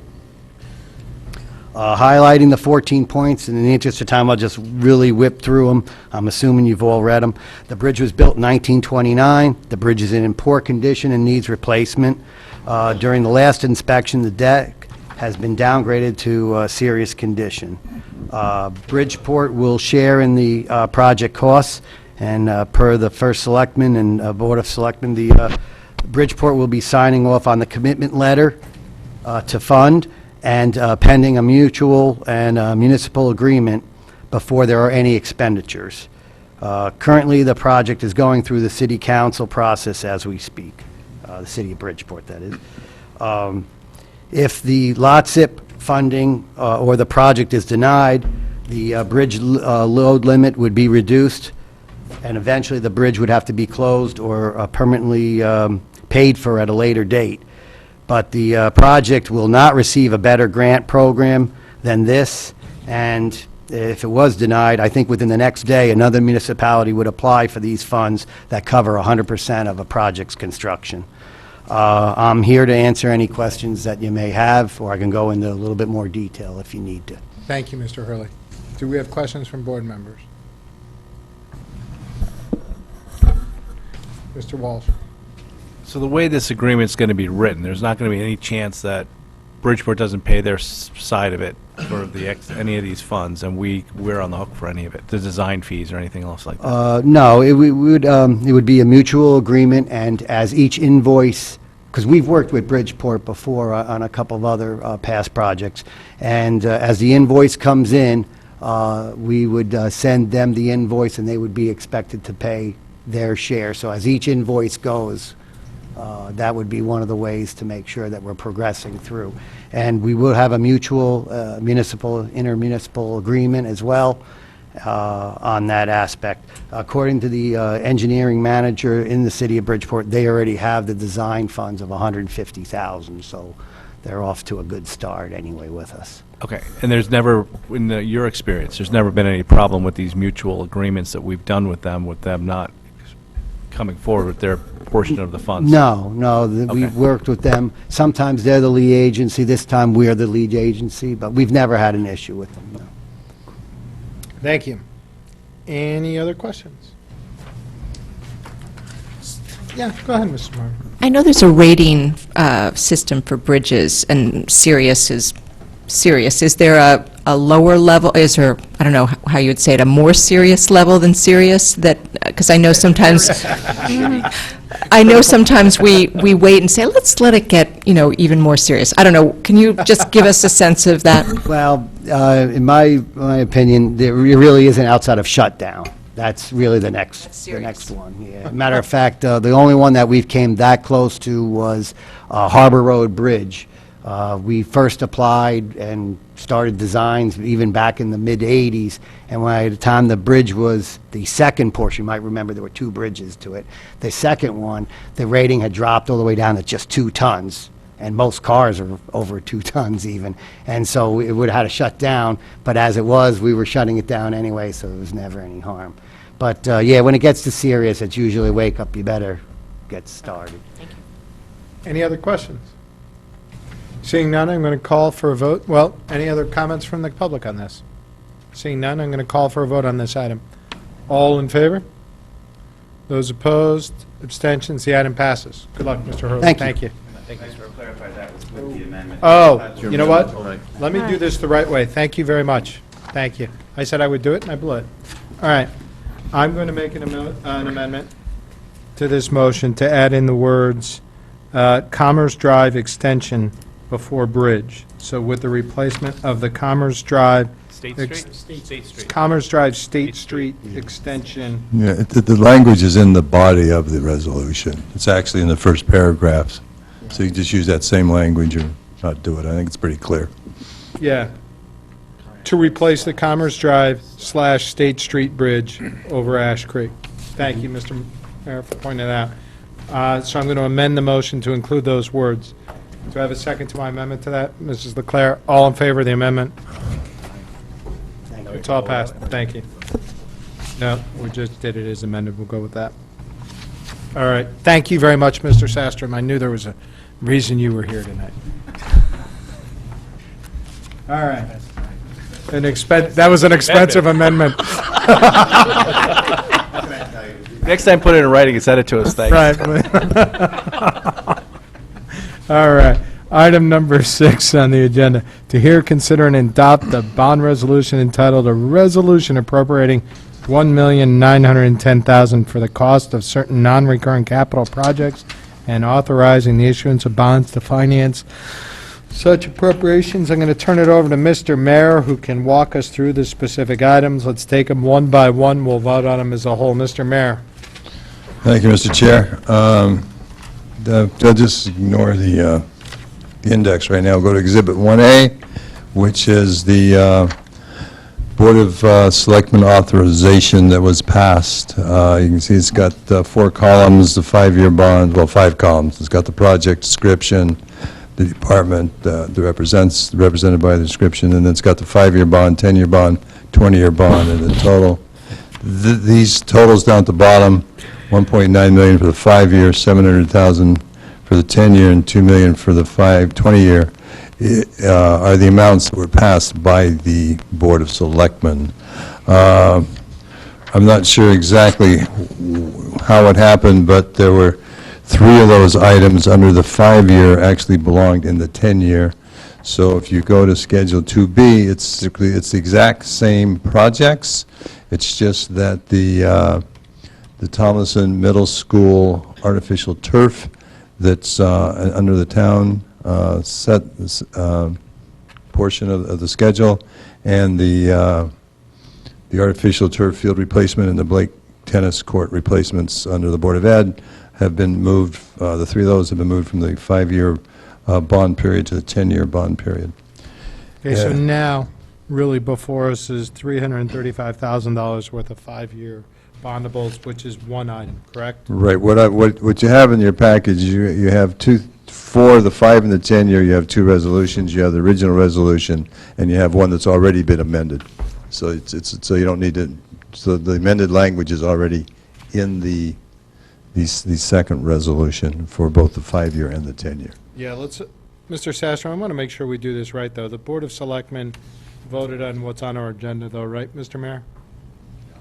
No? Yes, Okay. the Board of Directmen voted on what's on your agenda, Yeah, so and we are suggesting two, Changing the amendments timing, to yeah. the 5 and the 10, duration only.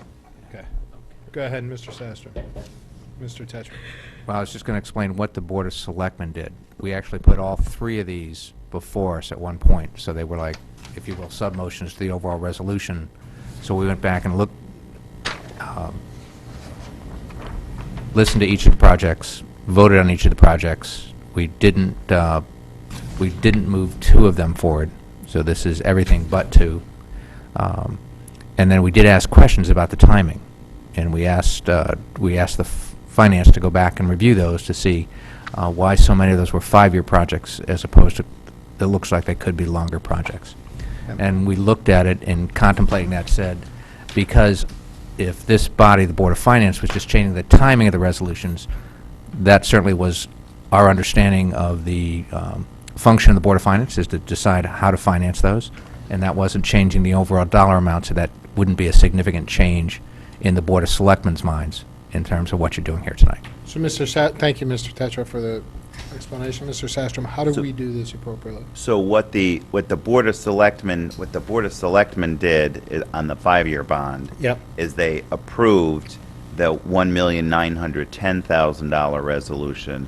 I think what everyone is suggesting is that you should approve the $335,000 resolution, moving those projects that were originally in that resolution to the 10-year resolution. Okay.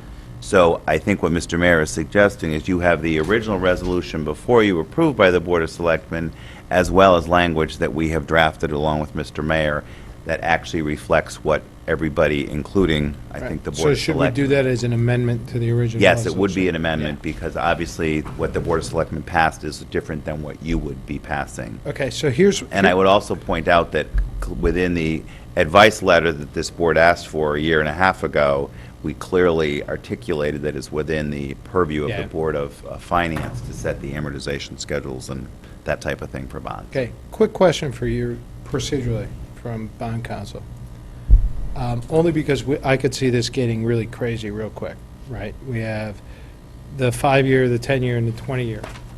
Nobody's disputing the 20-year projects as came out, at least the Board of Selectmen and everybody thinks the 20-year projects are the 20-year projects. No, I get it, but as you said, we all get to look at that, make that final determination. So, I don't want it, right now, I've got 3 different things to put before me that we could change any one of the 3. Mhm. Can I put all 3 of them before me at the same time so that we can interchange all 3?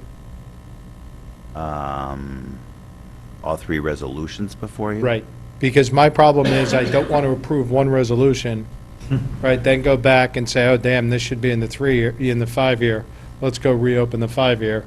Oh, damn, this should be in the 10-year, let's go reopen I've it. honestly never faced the Roberts Rules question whether you can have 3 motions before the I board know, I know. at one time. Oh, I didn't write, actually, that these go like this. This was determined before I me. think it would be, I don't think it's inappropriate on the first resolution to discuss the other projects that might be Fine. before you and to discuss it that way. I think you can't. I wanted to make sure we could do that. You can't probably vote to have 3 resolutions before you at one time. I didn't think so. But the discussion, I think, is entirely appropriate. Thank you, that's Agree what with I was that. hoping you would say. So, let's turn to Exhibit 1B. Let's go project by project. I will not call for a vote on each of the 3 resolutions, or even put the other 2 before us, until after we discuss all the projects. And then if there's a case where we need to mix and match the years with the projects, we can go ahead and do that. Does that make sense to everybody? Mr. Sastrom, thank you very much. You got me exactly where I wanted to be. All right. 5-year, under the 5-year column, so the first thing before us is the security infrastructure upgrades. Any public questions on the school security infrastructure upgrades? We had these documents. This is the continuation, Mr. Dwyer, of a program that's been going on for the past several years. That was a joint effort between the police department and the school system. Any questions on this? Okay. I actually have a question. I'm sorry. Just go right ahead. So, No need to apologize. this is additional funding. I'm just wondering, again, from a timing or looking into our future, is this an ongoing process? You're looking at security, and you might come to us in, 6 months to a year with more? I mean, I understand there are upgrades, obviously, but are you still trying to get your hands around where you want to go or where we want to be in this town in terms of security? Is this something that, do you know what I'm trying to say? Like, because I know it was we approved close to $4 million in security upgrades. And so now we're getting more. So where are we? Is it a continual process? It's always a continual process. There may be another piece of this next year, but it's an ongoing analysis of whether a capital project would be needed for security. So the answer is yes. Whether it would be every year, not at this point. We don't have that built into a waterfall item.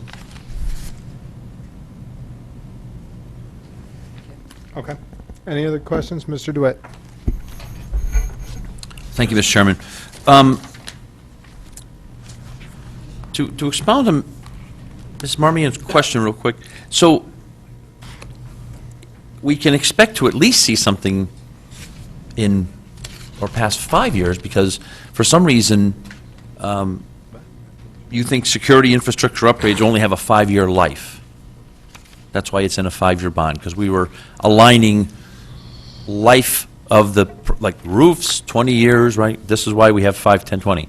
So I guess the question is twofold. One, do we really think these security upgrades only last 5 years? Because that's really what you're saying. Maybe not every year, but every 5 years, guess what? We're going to be bonding something, right? Of these three items, I understand your question about the length of the bond. These three items that are in this one single item have a mixed bag. The item one would be a 5-year life expectancy on that. Right. The other two, I would say they could be 10 or 20 years. I actually would expect them to be 20 year. Definitely 20 years for item two, maybe more like 15-year lifespan on the So third use one. the most conservative estimate. Correct. based on what's in Yeah, I mean, On this package. Okay, I'm okay with that. I have one other question about life bond. The first topic, Halls Farm Road Bridge design, that's not to fix the bridge, that's just seed money to design, correct? You can just give me a yay or nay. Yes. Okay, so, but that's just seed money, which is what I thought. Why is that a 20-year bond? I can see the 20-year bond being the We're not on millions. there, Chris. Oh, but we're in 5-year bonds. I'm No, thinking, Well, yeah, but that's not no, we're not. We're under we're going to take this project by project. We're under security. oh, I thought you wanted to talk about all the 5-year, all right, It's also fine. not in the 5-year bond. No, my recommendation is I'm questioning why it is not All in right, 5 no, years. let's go. That's fine. project Oh, by sorry. project. Okay. Sorry, Mr. Early. I'll come back. Security infrastructure upgrades, anything else on that item? Okay. Go So ahead, just Mr. on Becker. on the timing, though, if we were to move it into the 10-year column, you think everything in here would at least last that? I mean, you think Item 15 number or- one would not last 10 years. Just that component? Just that Now, component. from a It's in the procedural, though, if we wanted to, For if we the wanted to, security. it's one item, but if we wanted to split out those amounts, is it, I mean, I is think that you're something we splitting can? hairs on that, given the amount. Just of in money. that it's a small, Right, It's 15%, item number one's about 15% of the total right. line item. However you feel that you need to 350. deal of with. course, then we dip under at that point, we're dipping under the 100,000 mark if we do, Exactly. yeah. So, right. Even if you Okay. can buy, yeah, okay. Any other questions on this item? Thank you. We'll move on. We'll go to, I'm just going to go right in order. We'll go to South Benson Marina, extend on channel dredging. Mr. Michelangelo, thank you.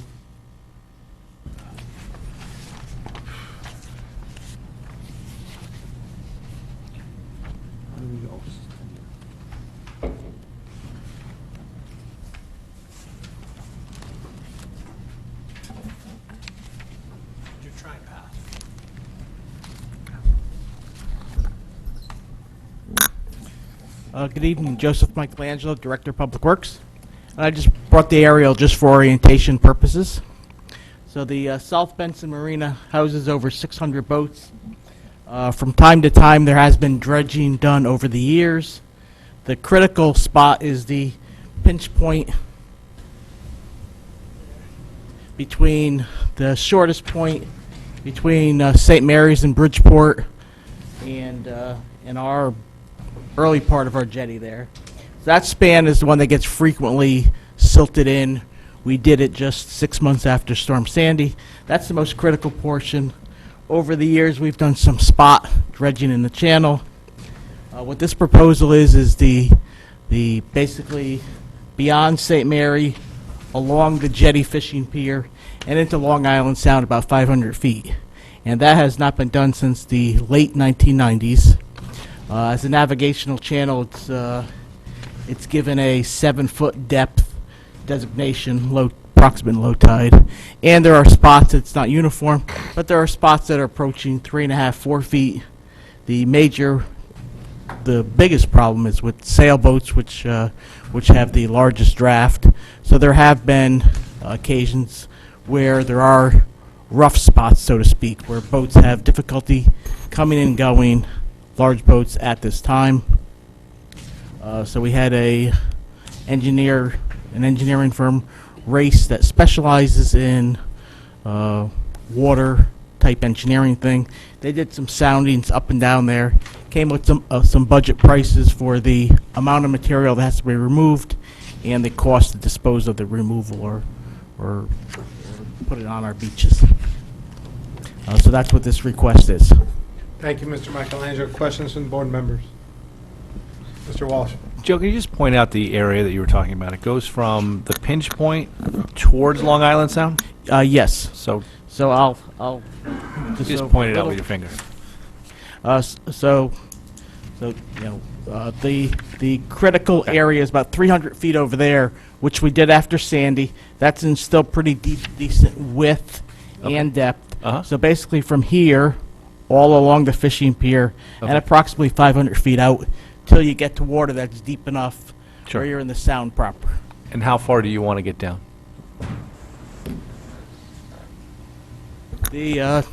As I said, it's rated for 7 feet, approximately 8 to 9 feet.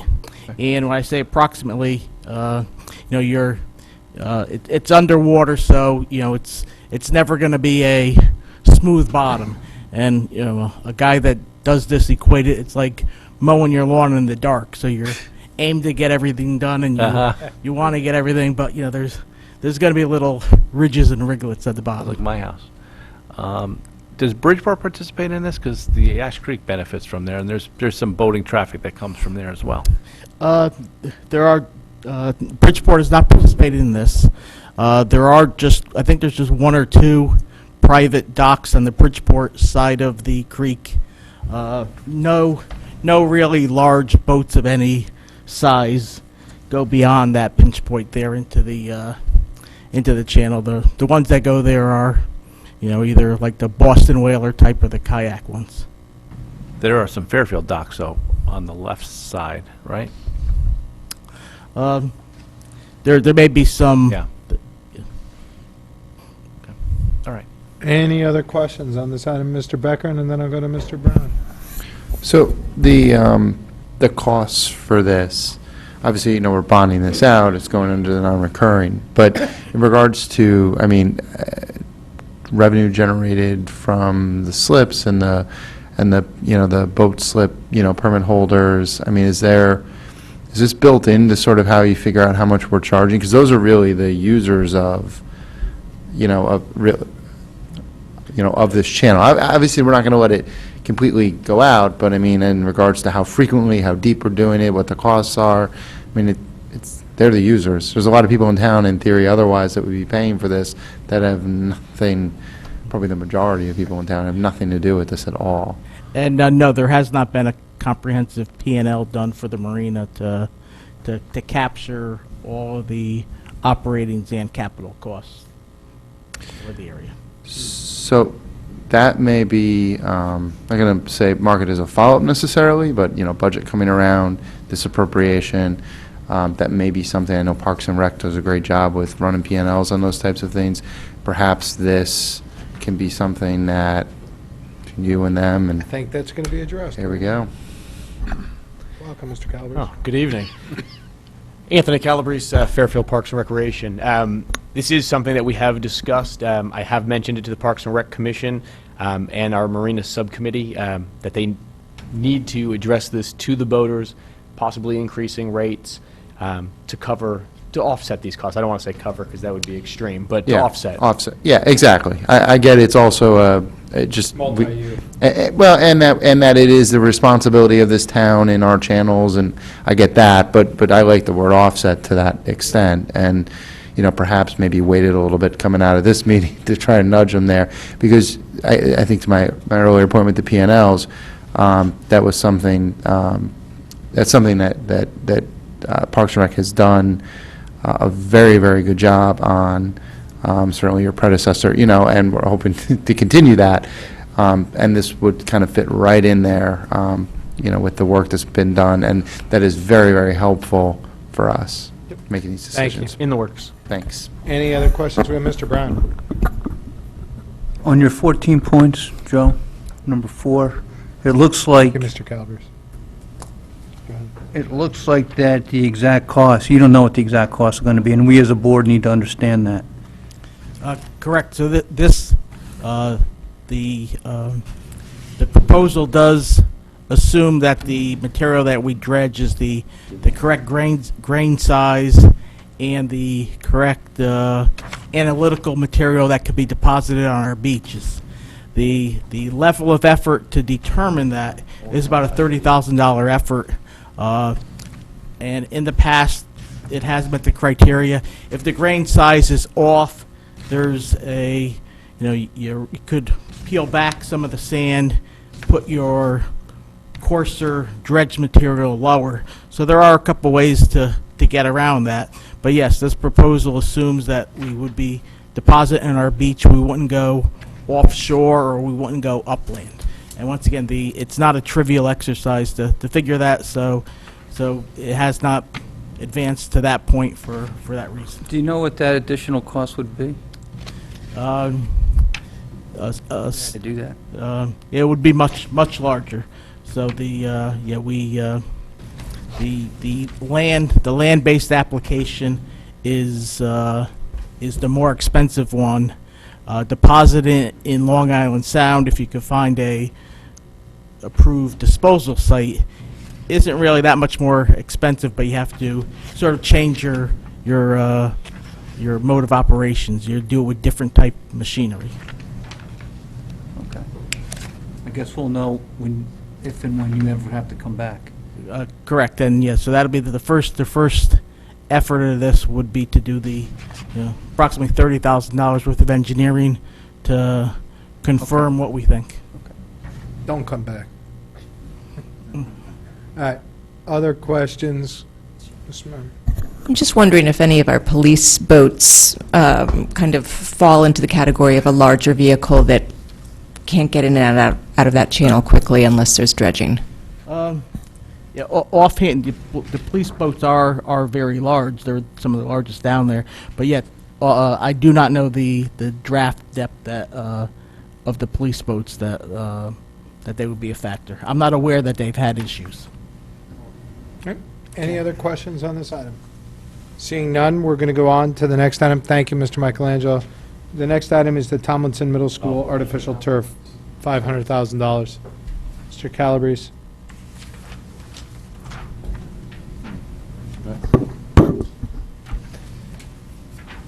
Once again, thank you, Anthony Calabrese, Parks and Recreation. Tomlinson Turf Middle School field is hitting its 10-year mark. We've done some testing on it. We've had the GMAX testing, which is just test the impact of the current turf that's there. So I do have that reporting, and it does say the recommendation is time to replace. Turf fields typically have between a 10 and 12-year lifespan, so again, we are 10 years for this one.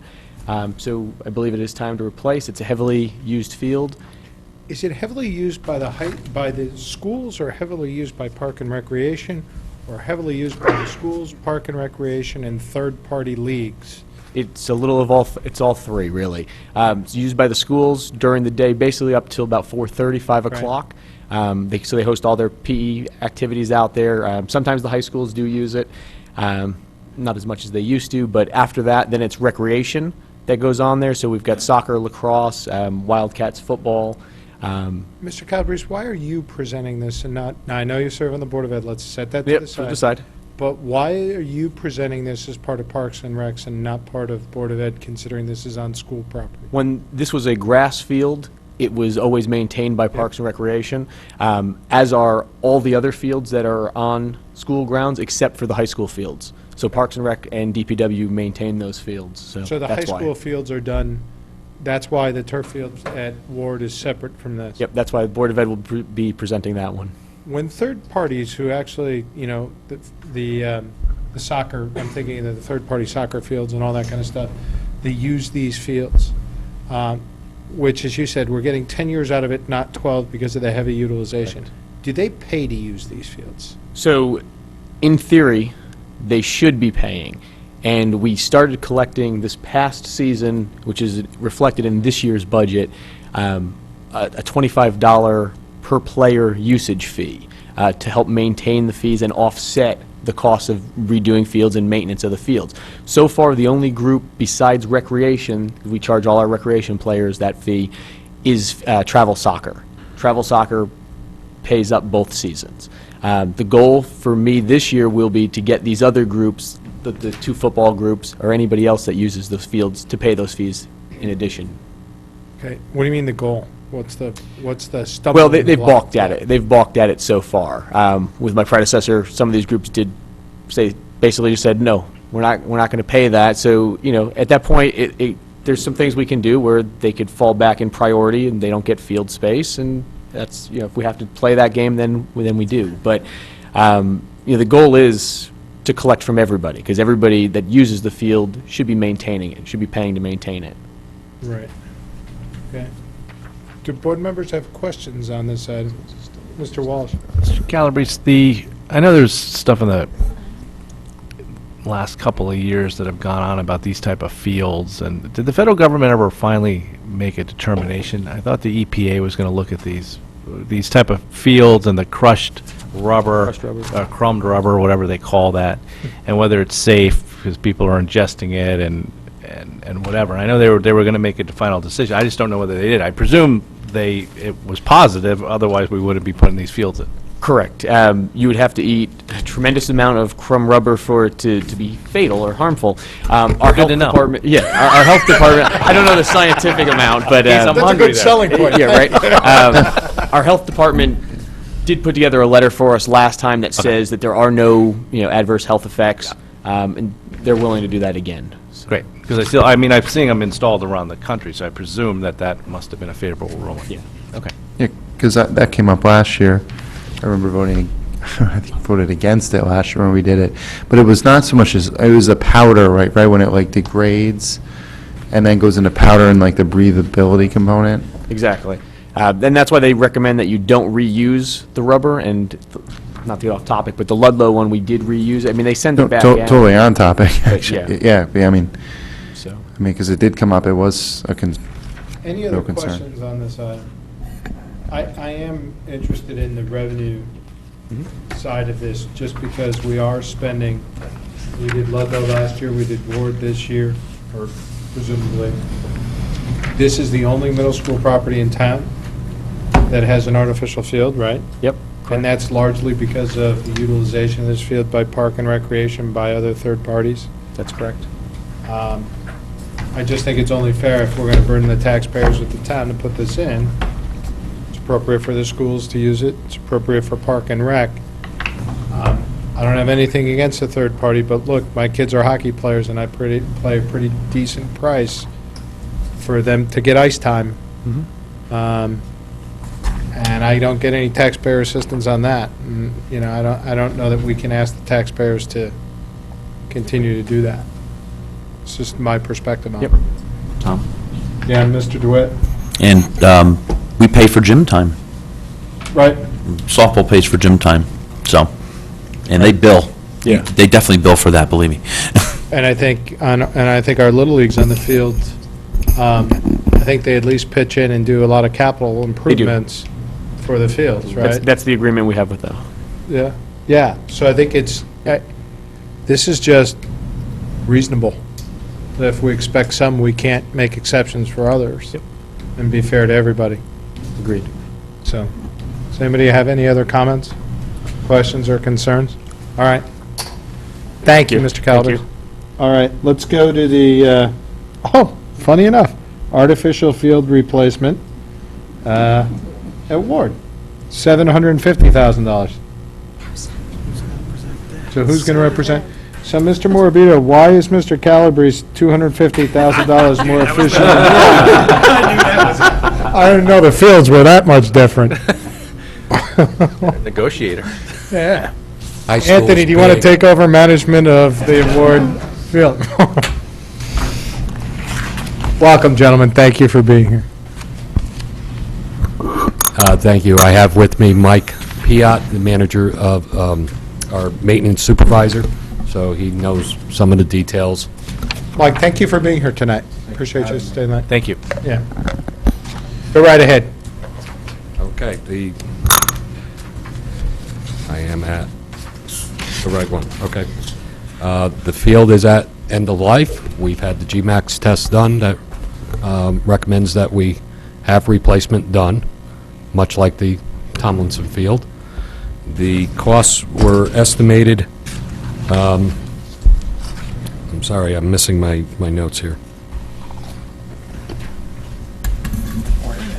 $750,000. There's a breakdown of our cost, looking at two different engineering firms to do the design. We're hoping for some synergy by bidding out this field at the same time as the Tomlinson Field. So you think you might be able to get some savings on this? Absolutely. Is part of the cost differential, I teased you before, part of the cost differential is this includes replacement of the track? Correct, correct. We're replacing the track, and there's also work to be done as an alternate for the pole vault area, which is too close to the field, which is a hazard. I see. Okay. Anything else to say? How old is the field again? Remind me, I know it's written here. The exact, I believe it's 12 years old. Okay, so you got 2 more years than, That was installed in '05. okay. Thank you. Questions from board members on this item? Mr. Walsh? And if we decide not to vote for this, you're just telling us that we're going to have a lot more maintenance costs, or is it going to become completely unusable at a certain point in time? The field will become unusable. This coming year? It's a strong possibility. Okay. In fairness, I have been on that field recently, and it's not in great shape. No, it isn't. No, it's Yeah. not. Anybody else? Questions, comments? Who else uses this field? Similar to Mr. Calabrese, the high schools use it, obviously use it for all sorts of high school events. Are there other organizations that use it? Does the Pop Warner Leagues use it? Do soccer leagues use it? It's used by many outside firms, outside And- groups. And same question as I asked Mr. Calabrese. This one is under the auspices of the Board of Education, correct? Correct. Are you guys charging outside fees for this? I do not have the answer to that. Yeah, go ahead, Mr. Matola. My son's in the Wildcat program. I know we pay for a custodian when we're using the outside field to be at the school, so they do pay something. I know the Ward Field doesn't get used by outside groups as much as the Ludlow Field does. I don't think the Ward Field is lit up at night like the Ludlow Field is, Well, right? There's limitations on the site lighting there, and Right. that goes all the way back to the renovation Yeah. when they installed those stadium lights. But just in general, so, Mr. Tetra, I recall you and I had a conversation that there was some damage to one of the fields in the fall. I don't believe it was one of the artificial turf fields, but nonetheless, there was a significant amount of damage to one of our fields that was used by an outside entity. Is that correct? Am I remembering that correctly?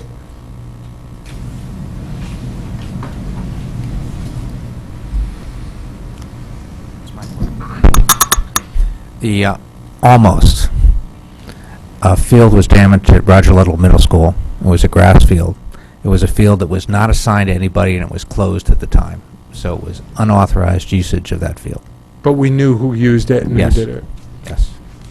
So in that instance, there was no one that was authorized renting it. They used it, damaged it, and what are we doing in that case? We're going back after them and their insurance company Okay. to get paid for that. And the, because of the winter, we're also in the midst of a delay in terms of repairs for that. So that's delayed the repairs. It will probably cost us a couple months in the spring. The exact time will be based on when turf is available, when we can get on there, and how the weather is going in the spring. Okay, thank you, Mr. Tetra. Again, it's the same concept. If we're going to be asking taxpayers to put out significant funds for things like this, and in Mr. Tetra's instance, it was even unutilized or unauthorized use, and now people can't use it for a couple of months, that's not right to our taxpayers. So, Mr. Matola. Just, and I'm raising the fear for the Wildcats again, just so everyone knows that the Wildcat program contributes a hefty amount of money to each of the football programs, too. That's great. So they are paying for something by making donations to the Ludlow and Ward football programs. Thank you for that. And I'm not targeting any specific program. I'm just looking and saying, and that's something in the Little Leagues we've partnered with, and they've helped maintain the fields, and they've made investments in the field. I'm just looking at ways to be creative, given the financial pressures that we're all under, and the fact that we're investing in something like artificial fields, and we're asking all of our citizens to do it. You know, that's the only concept here. So, any other questions, comments, concerns on this one? Seeing none, thank you, gentlemen. Thank you. Blake Tennis Court replacement, welcome back. All right. Go ahead, talk to us about this one. All right, the Blake Tennis Courts are the courts that are on Melville Avenue. There's two sets of tennis courts at Ward, one on Naps, 4 courts on Naps Highway and 4 courts Blake's Tennis Court. The existing court is pretty well damaged and is not repairable and needs a full rebuild. Why is it damaged beyond repair? Did we not maintain it? Did we let things go? It wasn't constructed properly with proper expansion joints in the pavement, so the cracks and ruts are pretty extensive. So it's not something we can fill in and make it safe for play. The bid would be for a full replacement, proper engineering for proper control joints. There would be a couple of alternates on this. One would be to build a 5th tennis court, which would be helpful for the tournaments that transpire. The 4-court system's not working efficiently for the athletic program on tournaments. Another alternate that we would investigate, which is being recommended by some of the engineering firms we're talking to, is a post-tension concrete slab. We don't have as tight estimating information on that, so it would be an alternate. It would have a longer lifespan. The asphalt tennis courts have a lifespan about 10 to 12 years. We're being told about 20 years for the post-tension concrete. Indications are we could afford it, but it will be an alternate just to make sure that we get this done because we don't have enough costing information on the post-tension system. Thank you. Mr. Walsh? Is that system you're talking about the longest lasting of the systems that's available for a tennis court, exterior outdoor tennis court? Yes. Okay. Any other questions on this item from board members? So you said the original one was installed improperly.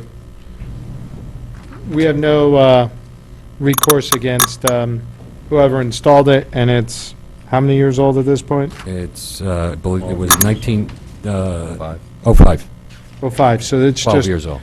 12 years old, and the average useful life of these things, even if installed properly? Are 10 to 12 years, a little bit longer with good maintenance. How much do you think you can get for this one, if done properly?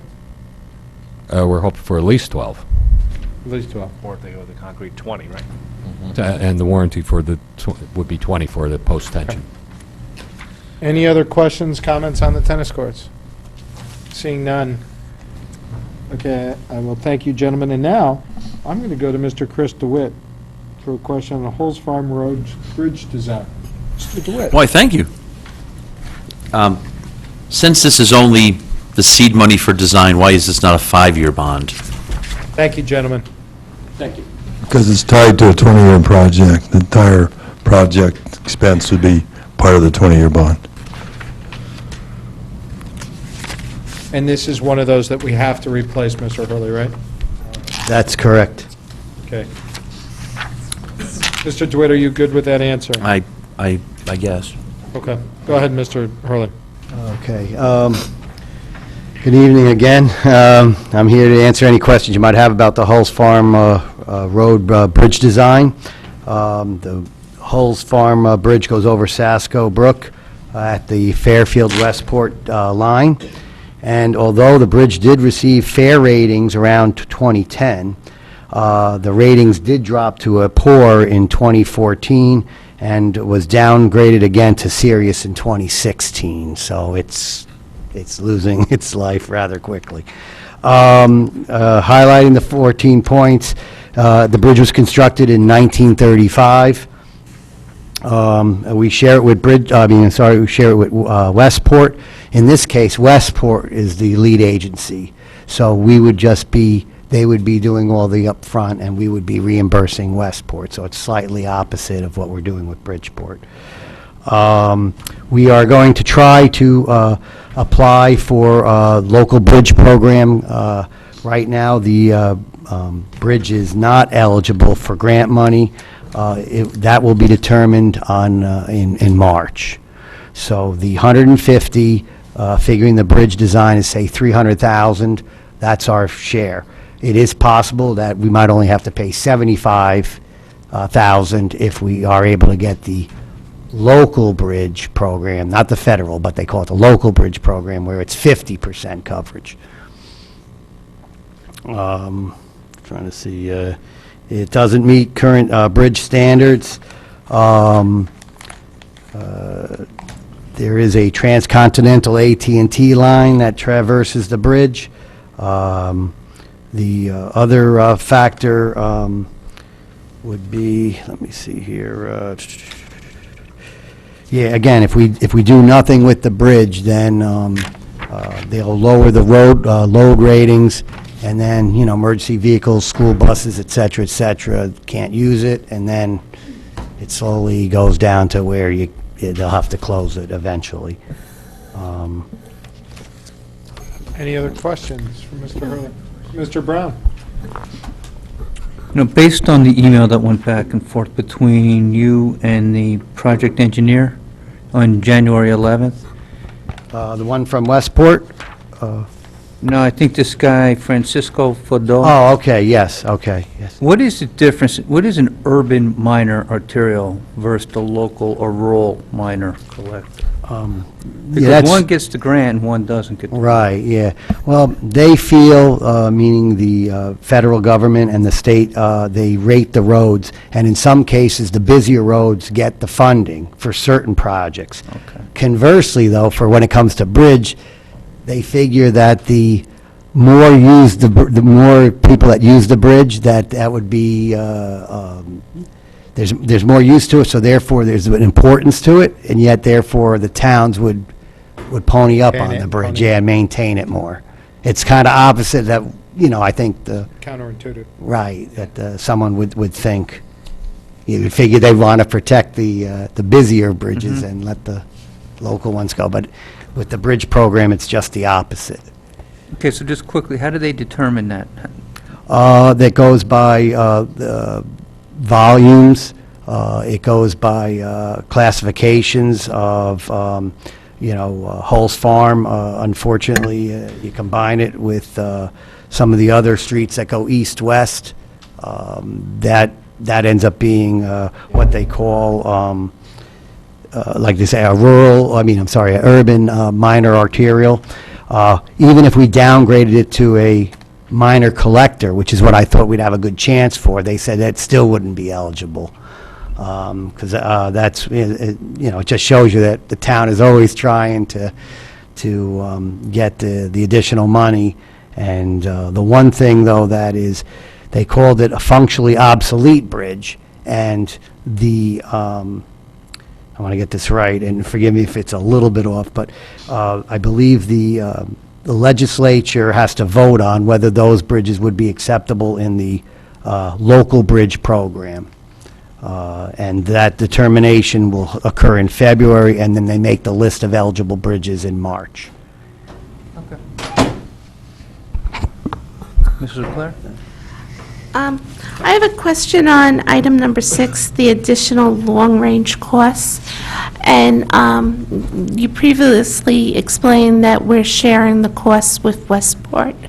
And because we're not the lead, do we have input on the design of the bridge and then the final construction costs? Or because Westport is the lead, if they design a more elaborate bridge than we would normally build, are we on the hook? And do we have some kind of say or control on that? Yeah, typically, what would happen is we would share some of the responsibility.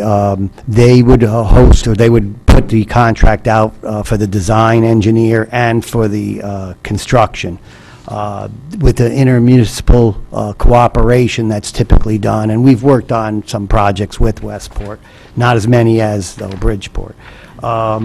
We would be invited to be one of the selection committee members for the design engineer, and then the construction is usually based on low bid. So the federal government, the state and federal governments went with these programs. They have a whole criteria of things that you have to meet, and I think I have it here somewhere. There's a whole chart of the flow chart of like 30 items that you have to go through, including public hearings, where there'll be plenty of public participation for what we call a public informational meeting that we could both co-host if there's a school in just over the line that Right. we could have it on, or we'll have our own on each side. And then same thing with the conservation. You have to usually get an inland wetland permit for these type of projects, and Westport will have one, and Fairfield will have one as well. Okay, thank you. Sure. Any other questions, comments, concerns? Okay. If I may, though, add one thing while I have everyone's You attention. don't know when you made the sale, do you? But in fairness, I just wanted to remind everybody that the department is waiting 2 project authorization letters. One would be for the construction of the Valley Road Bridge, which is it's going to be probably a $3 million construction. Which luckily that's 80% reimbursable, and then approximately $1 million for the Kings Highway pedestrian improvements on top of what we have as already is $2 million, and that would be an 80 or 85% reimbursement. That would be forthcoming. The reason why we haven't put it on the non-recurring is because we don't have those exact numbers yet. When we get the project authorization, we'll have to go through the process. Remind us, were they on the waterfall schedule and on the capital planning workshop information we looked at in September? Yeah, I have it. I thought they were. Yeah, they are. The Hulls. The Hulls Farm is. We also have the Valley Road and the Kings Highway. The only thing is the Kings Highway one was only listed at $500,000, and that, because we were able to get more grant money, is going to go up. So I just want to make that clear. Thank you, Mr. Hurley. Sure. All right. We're going to go on to the Burr Mansion kitchen upgrades for $228,000. Gentlemen, hello, good evening. Thank you for your patience and the long wait.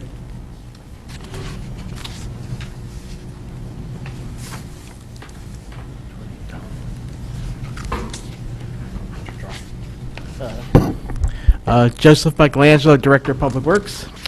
Worked with Mike Jaley of the Fairfield Museum on several projects in the past at the Burr Mansion. This is a upgrade to the kitchen, which we included in the bid for our most recent STEEP grant. And the way the bids, we did it as an ad alternate, and the way the bids came in, we were not able to accomplish the kitchen as part of the STEEP grant, and, quite frankly, we didn't really envision that going into the project. So this would complete the You project. didn't really envision what? That it wouldn't be covered by the STEEP grant funding? Correct. Okay. So one of the reasons to include it, so we included it in the design, and we got bid prices on it when we put it out on the street. So one of the things we were able to accomplish with the STEEP project is to basically prep the room for a future project. So I'll talk about some of the construction aspects of the proposal and the request, and I'll let Mr. Jaley talk about the programming and function parts of the project.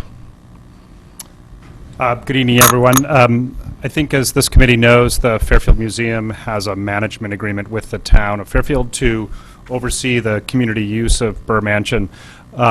This is a facility which is very heavily used by our community. It is programmed with either special events, private events, or many community events, including Christmas Tree Festival, Santa's House. I think, Enchanted Castle, you are all familiar with those, very heavily. It's also a property that has really not had any capital maintenance for about 25 years. It's a property that has really suffered over the years from deferred maintenance. You may recall 2 years ago, this committee and the town allocated $150,000 toward beginning to remedy some of those problems, with which we used to leverage an additional $600,000 in state and federal funding. That work is now wrapping up, and it has accomplished a lot, but as Joe mentioned, we just weren't under the big scope of work under this current phase of the renovation. We weren't able to complete the kitchen. We were able to demolish the space and find out that there's no hidden asbestos or any problems like that. So going forward, it will be just a clean finish of the space. And in this request, we're asking for the final funding to do just that and to put in the necessary elements for a safe and code-compliant commercial kitchen, including, proper vent hood and things like that. It is worth noting that there is a tiny current kitchen there. However, the vent hood is not code compliant. The fire department gets regular calls for heat and smoke issues and things like that. And it's a space that really significantly compromises the ongoing safe use of the property. Overall, and this speaks, Mr. Flynn, to your comments earlier about increasing revenues, our goal here in these renovations is to be able to increase the rental revenues for this property, which go back toward maintenance of this property. So the Burr Mansion already, by the estimation of Sacred Heart University, generates about $1.5 million worth of related economic activity for the community in addition to the revenues that it makes. So it's really our goal in these capital renovations to increase that over time to benefit the town. Thank you, Mr. Jaley. Thank you, Mr. Michelangelo. We'll go to Mr. Walsh first, and then we'll go to Mr. Becker and Mr. DeWitt. I thought in previous presentations to this body that the kitchen was supposed to be included, and that all the kitchen work was supposed to be done, which would then make this a 30% cost overrun from where we were supposed to get to this additional $228,000. So I guess I'm looking for how did we get to what I think, unless you could explain differently, is a 30% cost overrun for the work that was done. Sure, I can speak to that. In the earlier presentation for the $150,000 that the town allocated, there were a series of prioritized items on that, the first being replacement of aging electrical systems, which we've done, an upgrading of the electrical system, repair of aging plumbing, removal of asbestos throughout the basement. What else did we do? Other improvements there. Low down on that was the desire to improve the vent hood to alleviate these kind of code compliant issues. A full renovation was really never considered under that scope of $150,000. It's a major job, and our hope was to really use that money that we requested to take care of the most immediate safety and sort of care of the building. We were concerned for fire and other things, which we did with that funding, and we were fortunate to get, as I mentioned, the additional $600,000, which allowed us to put in new bathrooms, put in new internal fire escapes, new fire safety systems, and things like that. So I don't think it was ever conceived that we would be able to renovate the kitchen under that initial allocation of money. What about, not the initial 150, what about the additional $600,000? So that seems to be a lot bigger pool of funds. Right. It was our hope to do that, as Joe mentioned, and I think, we have had the architects draw it up and the engineering work done and all that sort of stuff. As bids came in, and this being a state-funded project, we were restricted in state-approved bidders for this. As this went out to bid, and we very aggressively solicited bids, we really only got, I think, one, was it one or two? I'm not sure about that. Yeah, I think it was just ultimately one bid on this, and so working with that contractor to kind of manage the scope of work, DPW in their turn agreed to take on certain portions of the work to allow us to accomplish as much as we did, and frankly, we just didn't have the funds to be able to finish this. And the concentration was on the life safety stuff, the fire system, both a new second stairway and modifications to the current stairway. So that's where and ADA compliance with the bathrooms and the maneuverability around the building. So that's that's where the priority was, as opposed to the kitchen when we had the menu of prices from the bids. Okay, well, first of all, I guess, did you ever supply the first selectman with I saw Fair TV, and at the Board of Selectmen meeting, he had asked for some detailed information on rentals and all sorts of stuff. Did you ever get him that information? Yeah, that was sent over to him last week. All right, that wasn't supplied in our package.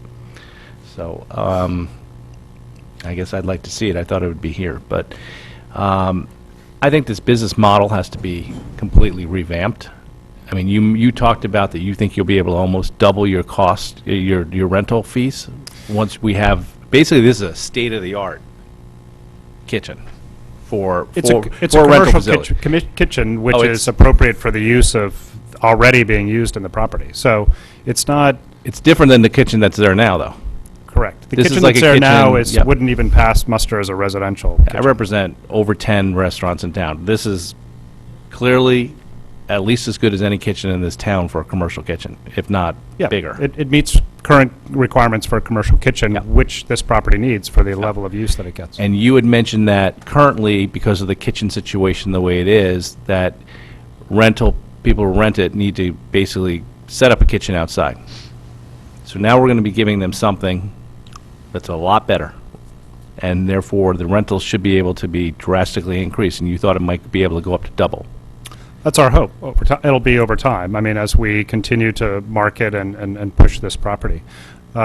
Keep in mind, too, that the rental rates have been low on this property for two reasons. One, it's not competitive, frankly, with other similar properties like Waveney and New Canaan and other words. So we lose a lot of business when people come to this property and see the condition that it's in, see the extra costs that they're going to have to maintain. We lose that business to these competitors. So I think with these resources, we'll be able to track that.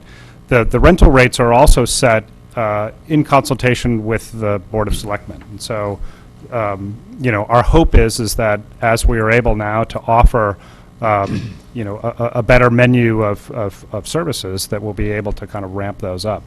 Keep in mind, too, that this property, in addition to just regular commercial rentals, does provide the support for major fundraising efforts for this community.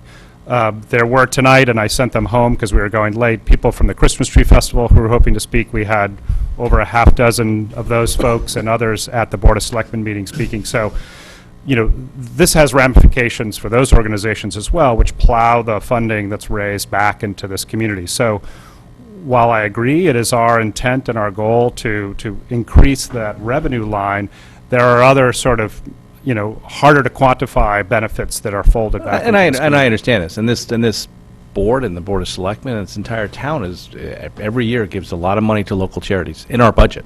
Right. I mean, a lot of money. More money than some people think we should, but we've been supporting those local partners in this community.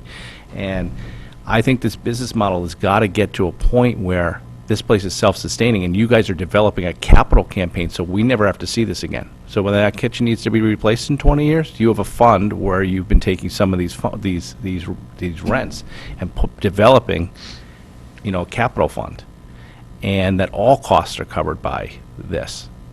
Because we're basically, if we approve this, you basically have a state-of-the-art facility, all new bathrooms, handicapped, all life safety, beautiful commercial kitchen, and we need to get more rental, and that rental's got to be, I would like to see some of it come more into the town to pay this $228 back, to be quite honest with you.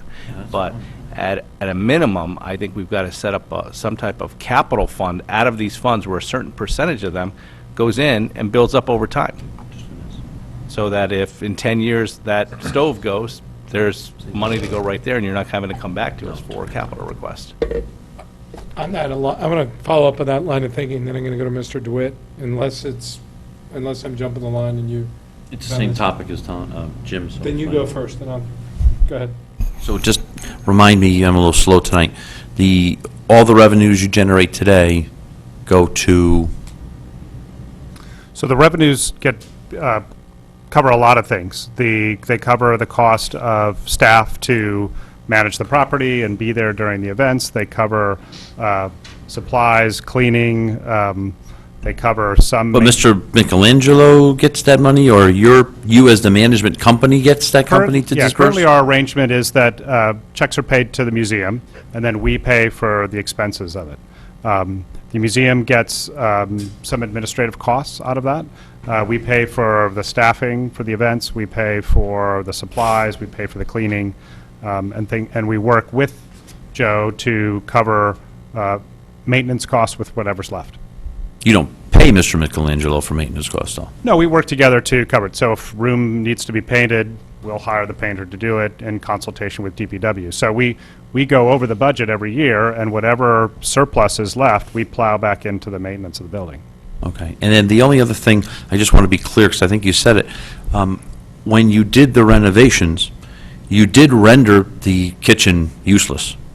The large kitchen that you're replacing now, you said you checked in the walls and everything. So is the kitchen that existed there no longer old- operational? Nope, the old kitchen is still there. Okay, you just know that there's nothing behind the walls and... Oh, no. What I was saying was that the old kitchen that has existed there for 30 years Right. is still there and marginally functional. This is a new space that the new kitchen will be going in. It's not the Oh, it's current- not the same space? It's not the current space. What will go in that current, then, that space? That is meant eventually in a later stage of hope for expansion of the property to be a handicap access ramp. It'll be storage for the time being. It's a tiny space. It's smaller than probably your kitchen at home. It's a pretty tiny space. Okay, So it'll be great. table and chair storage. for the So, Great. a couple of points from me on the same topic. It sounds like all the efforts that you put into it so far are life safety and maintaining kind of the structural integrity of a historic building. And, providing proper ADA accessibility. Yeah, I throughout the put that- facility. yeah, right. Bathrooms, and, there were no bathrooms, so we provided new ones. Right. You've demolished this whole room. If we were not to fund this room would just remain demolished and unusable right now. It'll just stay a gutted room. Right. Not a great thing. To follow up on Mr. Walsh's point, the assumption there is that when you're done with all this work, that the Burr Mansion is analogous to some of these competing properties around the county. I wonder if that's a fair assumption right now?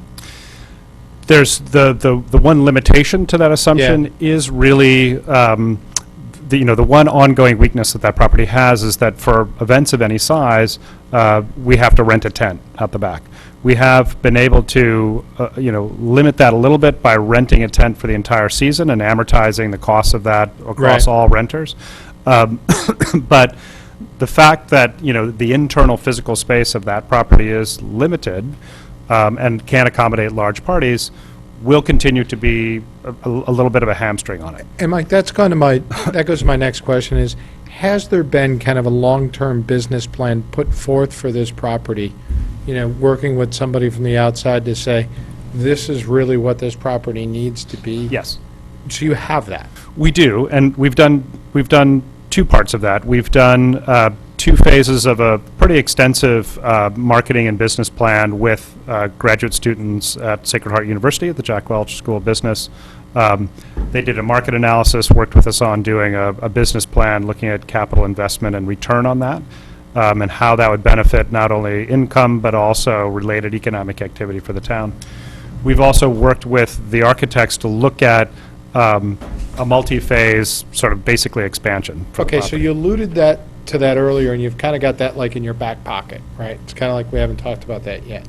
One of the things that worked really well with us a number of years ago was actually when the golf course came to us and said, here's our 5 to 10-year plan, and here's our business model, and here's our investment strategy over this 10 years. And that, as Mr. Gray sits behind us, has been, one of the most successful things I think we've done. And in fact, the golf course has now won some awards. I think they do pretty well. I think weather kills them once in a while. But I think the golf courses are really looking sharp. And I think to Mr. Walsh's point, if you guys have a business plan that takes this asset, historic asset, and turns it into a nice little business model that can do at least some of the things he's done, let's go through it. Okay. Let's go through it, and so that this meeting every year becomes, remember when I told you about the business plan, and this is what we need to do? Right. And it becomes a discussion about that as opposed to why are we 20, 30% Sure. over? Because I'd really like to see what you got. Sure. And I what we think have available there. I couldn't agree more, and I think the reason we're doing this now as this is that we were faced with sort of emergency situation 2 years ago where this body allocated the funds, and then we were very fortunate to get the additional funding. So Right. we've a bit a little bit cart before the horse, but you're right. We'd happy to sort of present the vision for the final bits that need to be done. I think that'd be wonderful, and I think there's an opportunity for support there. Sure. In that regard. Mr. Becker? So in that light, I mean, it looks like the kitchen's going to be, you have a very limited amount of space on the first floor. The kitchen's going to be on the first floor? Correct. So why not have the kitchen on the second floor? Or explore that in that larger context? So, because obviously the first floor space is going to be for the event itself, not the support staff, but for the event itself, is going to be at a premium. And if you're, any renovations, things like that. Yeah, It just that- concerns me about throwing the money in and that and not looking at. Well, it sounds like he's already got the proposal, you just haven't shared it. Yeah, and also, we have all the utilities and all, they're all there in the basement, so. Of course. Putting this in on a first floor level will be infinitely less expensive than moving all those utilities up to a second floor space. And just, Agree. I just want to yeah, make you a can go comment. for it. The area that we demolished for the kitchen, or the proposed future kitchen, wasn't an area that was ever usable by the public as a museum. It was tucked away in the corner. I think it was a butler's pantry or that, but it wasn't a We're not public. removing space. It wasn't a public place, so to speak. It was in, it was in poor condition and had a couple dividing walls, so. And of course, you guys did all the historical research to make sure that, like, George Washington didn't sleep in that room you just demolished, right? But I guess I'm talking more the longer term of this, in that even if it's a little bit more money, when you start talking about the important space, and you start talking about maybe adding to get that space, every square foot that you give up on the premium set of space hurts you and could cost more Right. trying to deal with No, it. I think it's a very good point, and we've really looked at this up, down, sideways for a number of years with the architects, and the architects we're working with have done very similar. They're based in Southport, but they've done very similar work all across the state with these types of properties. So we've kind of looked at every way we can fit these components into this building, which both respects its historic integrity, but also makes it as efficient and usable and rentable as possible. So, I think your point is well taken that, capturing this space on the first floor, could be utilized, but it's really the way it's configured. It's really essential that this be on the kitchen be on the first floor to serve, the events in the building and out in the tent. Okay, all right. Thank you. Do we have any other questions on this item? I'd just like to be able to get those marketing reports and the business plan and the management agreement and the materials you supplied to the first selectman. So those 4 things, that'd be great if you could supply them to our board. Great. Mr. Jaley, can we work to get you actually on the agenda for one of our quarterly meetings? Sure. When you're prepared to do a presentation on the business plan and kind of what you think the long-term potential is for the Burr Mansion and what type of investment that would require. And obviously, Mr. Tetra, if you want that to come before your board, that's entirely up to you, or you can come in with us on that. But we'd love to see that. Okay, great. All right. Thank you so much. Appreciate it. Mr. Michelangelo, thank you. Thank you. Can we do the Rooster River Bank stabilization? That's a mouthful. For $350,000, and you're staying. I've been waiting for this all night. Do we need to make a motion to extend past 11? I don't know how the Board of don't Finance... need to. You don't need to do that on the Actually, Board of our Finance? rules don't do Okay, that, thank you. so we don't need to. That was a fallacy at one point, so. I'm Brian Carey. I'm the Conservation Director for the town of Fairfield, and I'm here to answer any questions you have about the project that was submitted to you for the bank stabilization at 236 Woodside Circle. I'm just looking at my phone because it's on my phone. Basically, the town had a study done in 2012 to look at erosion that had been occurring along this stretch of the Rooster River, which is highly urbanized and basically built right upon it.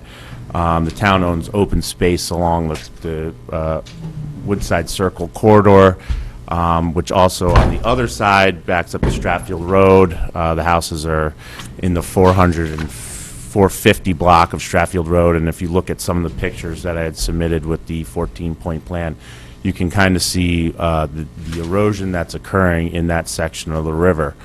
Ty and Bond did a study Ty and Bond Engineering did a study for the town, hydraulic study for the town in 2012, which identified basically some issues that are creating the current pattern of erosion. One of them being a wall that was illegally installed at 236 Woodside Circle that the Conservation Department Inland Wetland Agency is currently working on to have remedied through a violation. That house actually recently went into foreclosure. We had some dealings with the bank. It was actually purchased. So the new owner is coming in for a wetland permit, and we're going to try to resolve a lot of the issues that are occurring out there right now through the permitting and violation process. But the study basically revealed too, though, that because of the highly urbanized watershed up along Stratfield Road, going up to Cornell Road area, that when we have a flashy storm, that the banks just can't handle the amount of water, and you're getting that scouring and erosion, and it's just been as exacerbated, and unless there's some direct mitigation done, it will just continue. Thank you. Questions, comments from board members on this item? Do you have a current enforcement action against Yes. that homeowner? So the enforcement action went back to 2012. It's actually on the land records, but and I was dealing directly with the bank, there's some discussion, brief discussion, whether the bank would actually entertain selling the property to the town for a lesser amount or foreclosure. I probably talked to no less than 100 people at the counter because the house was actually on the market for about $265, and everyone in town came in and looked at it and said, I don't want to get involved with this violation, because what's happening is the wall is actually built into the water course, and the water's kind of slingshotting off that wall and directing it towards that pipe that's actually in that picture. So it's kind of swirling around there. One of the goals is to get that wall removed out of the floodway to kind of straighten the path of the river, and then basically put some selective boulders in the river to kind of slow the velocity of the water while also stabilizing the banks. So I do have an enforcement action pending against them. It's been pending since 2012. The only reason why I was able to go forward is because they bought it out of foreclosure. And it happened pretty quickly. I was in the process of really trying to ramp it up to make sure that the bank was going to be dealing with it, but someone came in the middle of the night and purchased the house, obviously for cash from the bank. Yep. So, Thank you very much. Any other comments, questions, concerns from board members? Seeing none, we'll move forward on this item. Thank you. thank you. Thanks, Brian. Appreciate it. Thanks. All right, got to get back to my right page here. I'm flipping. We're on the pumping station at the golf course.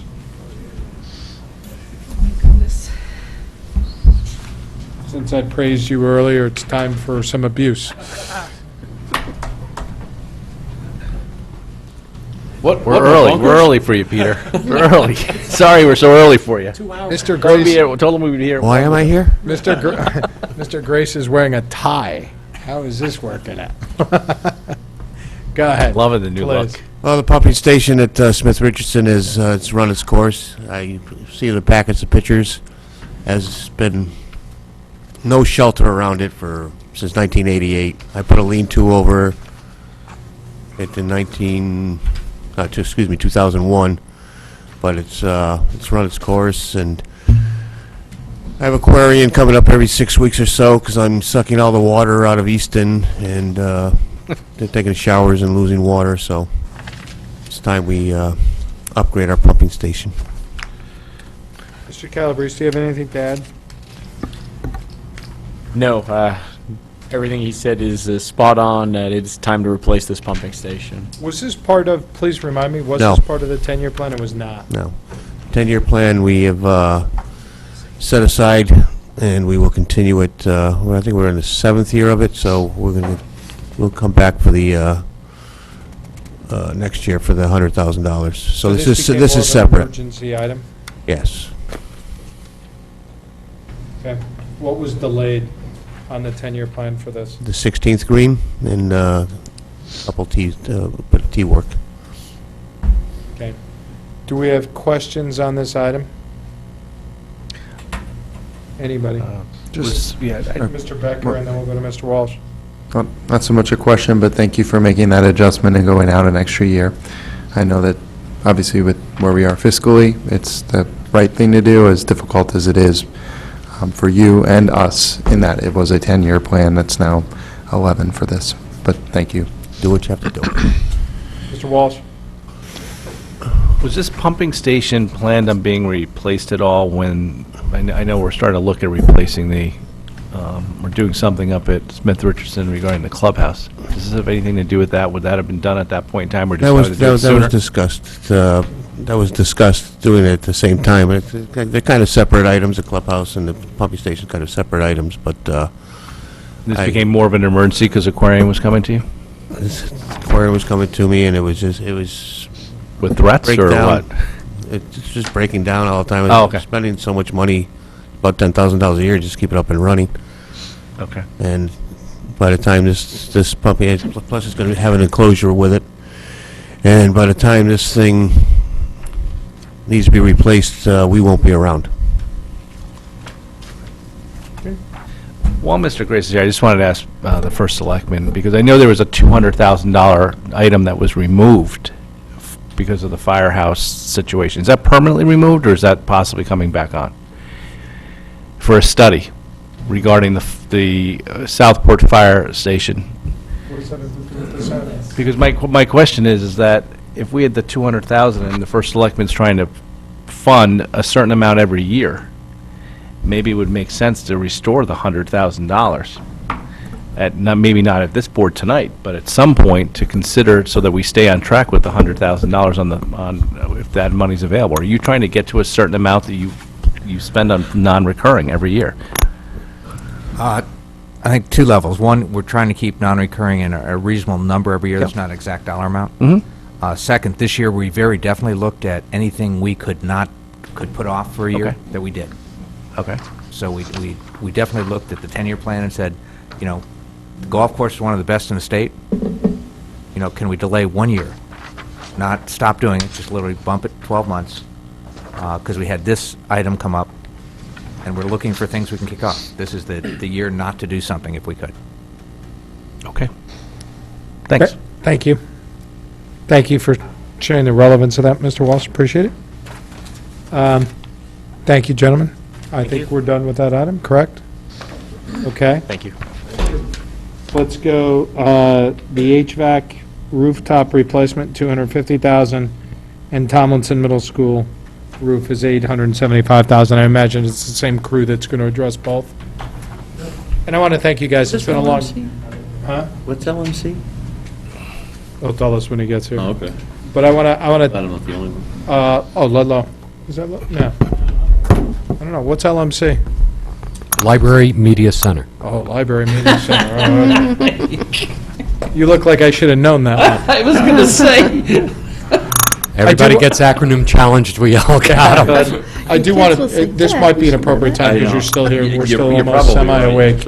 I do want to thank the Board of Education, and the Education Administration, Dr. Jones, yourself, for arranging the tours of both Riverfield and Holland Hill.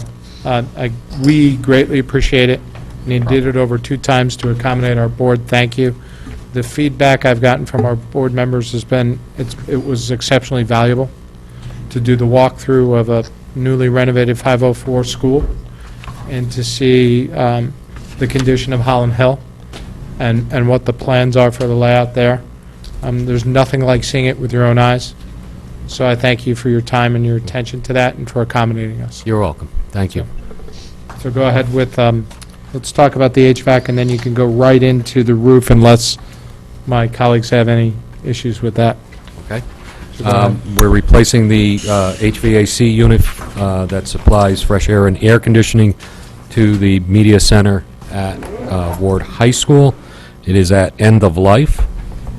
We had this, we have the engineering already done. We had originally thought that it was going to be less than this amount, and we were going to handle it out of our operating budget. It turned out to be much more on our bids than we expected, and that's why it was moved over to capital non-recurring. Part of the design work that we're doing is specific units so that we can reuse the structural steel dunnage system that supports the rooftop unit. So we're saving there. One of the larger expenses is we need a very large crane because it's a heavy unit and it's a very long pick. So it'll be actually halfway into the building. You couldn't get farther with this unit if you tried. So this is a difficult pick. We've had bids before, so we know that the number's good. We will have to bid again. Those bids have expired. So that's the explanation on that project. And before- Questions on this project from board members? Anybody? Now- Mr. DeWitt? Any warranty money on this? Are we outside warranty, inside warranty? No, we're past warranty on that. Past warranty? Anything else, Mr. DeWitt? No, sir. We'll go to Mr. Walsh. What's the square footage of the library media center? I don't have that offhand, but I could get that back to you. It just seems like $250,000 just seems like a lot of money for just to air condition one limited space. I mean, is it Well, there's 3,000? accessory rooms that surround that. Oh, there's accessory It's also rooms? the, Okay. The heat thrown off by the computers and stuff, right? Isn't that? well, you have that. It's a tall space. Climate control is important because of all the books. Yeah, I understand. I'm just wondering what the square footage was because... I could get you the Yeah. square footage of Okay. what it supplies. I don't But believe that question has been... to Mr. Walsh's point, this is for a unit this size, this is probably a smaller space than this unit can handle, but it's because of the way the space is used that it requires this unit. Is that fair to say? Or No, all that- units this size for this square footage? That's a design question. There's different ways that you can handle a system for this particular space. This is what's appropriate through an engineer. I guess what we're asking, is it efficient? I mean, was it done It'll efficiently? be more efficient than what we've had now. So it will be an efficient unit. It'll have new controls. It's 20-plus years. It was 1990. That's a 95 unit. 1995 unit, so we'll have much better technology in it. Any other questions from board members on this item? 22 years. Mr. Question. Brown? How much is the unit? I see a breakdown, but it doesn't get specific. I don't think. Maybe I'm missing. The specific unit itself, I don't have the unit number, because that would be something that you would identify in the bid. But we've had bids before for this work, and it's in a range from 187,000 to over 300. The unit, it's... The whole job along with... But you don't... this- Not the particular unit So, itself. but you don't know what the unit itself costs? No. So how do you know what the number is? 250? 250 was a breakout that we've determined from previous bids that we have, with breakouts that were provided or requested. So when you break this down, you don't know how much the crane's going to be then? You know it's going to be expensive, but... It would come under general conditions or logistics, the way the bid is formatted. Asked another question. When you developed the number, how much did you allocate towards the unit, right? Right. What did you ask? Well, what you have on the breakdown is the general condition, the staging, the 300-ton crane, equipment supports, sheet metal work, piping, insulation, roofing, mechanical, electrical, finishes, and specialty. That includes the units in that breakdown. Well, where would the unit be? Which line is the unit? I'm sorry? Which line equals are you saying is the unit? I don't see anything like... Equipment support Equipment and supports is the and unit? mechanical. It would be in one of those items. Those are all the items that are covered by that breakdown of general conditions. Go ahead, Tom. It's not... You just said the unit itself could cost anywhere from 180,000 to 300,000. No, the whole project. No, he said the bid process. The whole project. Okay, I misunderstood. Yeah, Mrs. Farman? Is there a cost for the removal of the existing unit? Is that's in here? Disconnecting the old unit Oh, did I miss that? mechanically. And the contingency is just kind of, 10%? Just contingency. If something odd occurs when we're opening up the ceiling. Do you have some- work paper that supports this number? Well, if we saw it in the book, we'd see it. I mean, do you, yeah. That's it. I don't even know where the unit is. I think he's saying, what's that? He's saying it's the mechanical, What's the mechanical number? but it's something we're gonna have. anything could happen. This number actually seems low, 250,000. What would a normal refrigeration go for, 50,000? I don't even know. Yes. I would think so. We just bought one. Oh, you did, for your building? 50 grand? But it depends on how much square footage you want. No, oh, no, exactly. I want CFM and square footage. right? You guys had nothing better.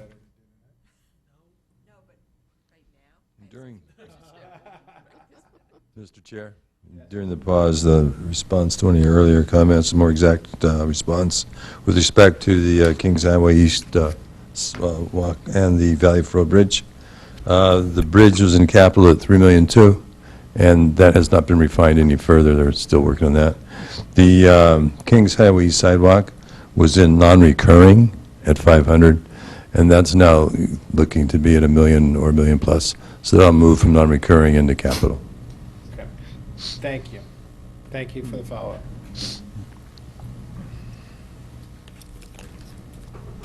I'm an understudy tonight, so please bear with me. Okay. What are we looking for, sir? The breakout. The breakout, so you have the breakout? Okay. Can you just send it to us? Yeah. Yeah, send it to us. All right. Next item, the roof. replacement. Can we go on to that? Yeah, And sure. just send us the breakout, because it is a little bit funky that it's not broken out anymore, so we'd appreciate it, Mr. Moore. Absolutely. So talk to us about the roof replacement. All right. Partial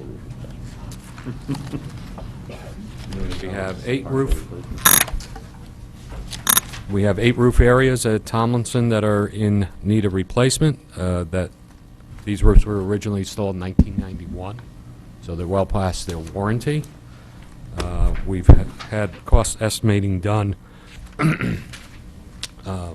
by our normal contractor that does our roof preventative maintenance work, very familiar with our roofs. We've contacted Hoffman Architects to give us a fee proposal for budgeting purposes, and we built our request from that. The 8 roof areas are outlined, actually have a plan in your book of the roof areas. We can do this in one summer, and it is capable of getting state reimbursement. And roof projects are typically highly reimbursable, so we get close to our gross rate on that within a percentage point. Are there any questions on this item? So what's the square footage of what we're trying to replace? These The roof total square footage. Hang on a second.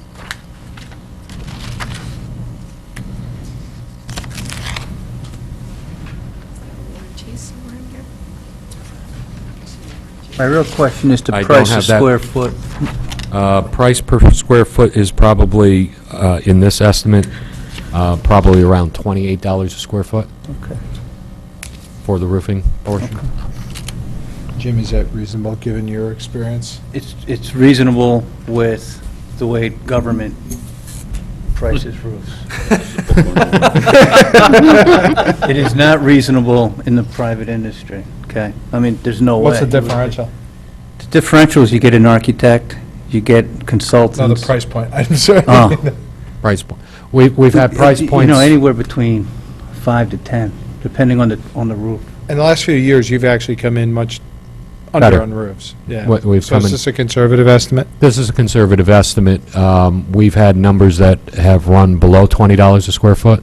We've had some that have run, I think Ward was 25, it ended up being. it was, yeah, it Ward was was roughly high. in that area, 24 something, to the round number 25, but that was a 6-acre roof that was projected over 4 years, so that was a hard number for any contractor to You know, I guarantee. think at some point, we're going to be forced to look at this whole process, because the reason we go through this is for the is for the grant money, right? We get a building committee? Do we have a building committee that's going to be part of this? This would be assigned to, either a building committee would be established, or it would be assigned to an existing Right. building committee. Well, when the state starts to reduce our grant, we're going to have to start to approach this differently. I agree. Yeah. It's a very Yeah, high point. you know, you don't need technically, okay, an architect for a roof, I don't think. But, you know, but we don't have to get into that discussion now. All I'm suggesting is at some point, we're going to have to look at this whole process. Especially if we're not being reimbursed, is your Right. point. Yeah, if we're, I mean, I hope, we're sure we're going to get to $221,000? The The reimburs- 25%, whatever it ends up. Yeah, our reimbursement rate will be, Well, if it's filed now, I believe it's 25.09% is the rate that they're giving out. See, that's today, but the next time Governor Malloy speaks, it could be 10%, and we don't know, unless you're guaranteeing, unless this is already in the books. he could add 10%. Right. Next time he speaks. Yeah, Right, no, bill us. there's no changes right now Let's to put on the emails thinking- reimbursement process. There's things being discussed, but there's nothing in this legislative period. Right. Right.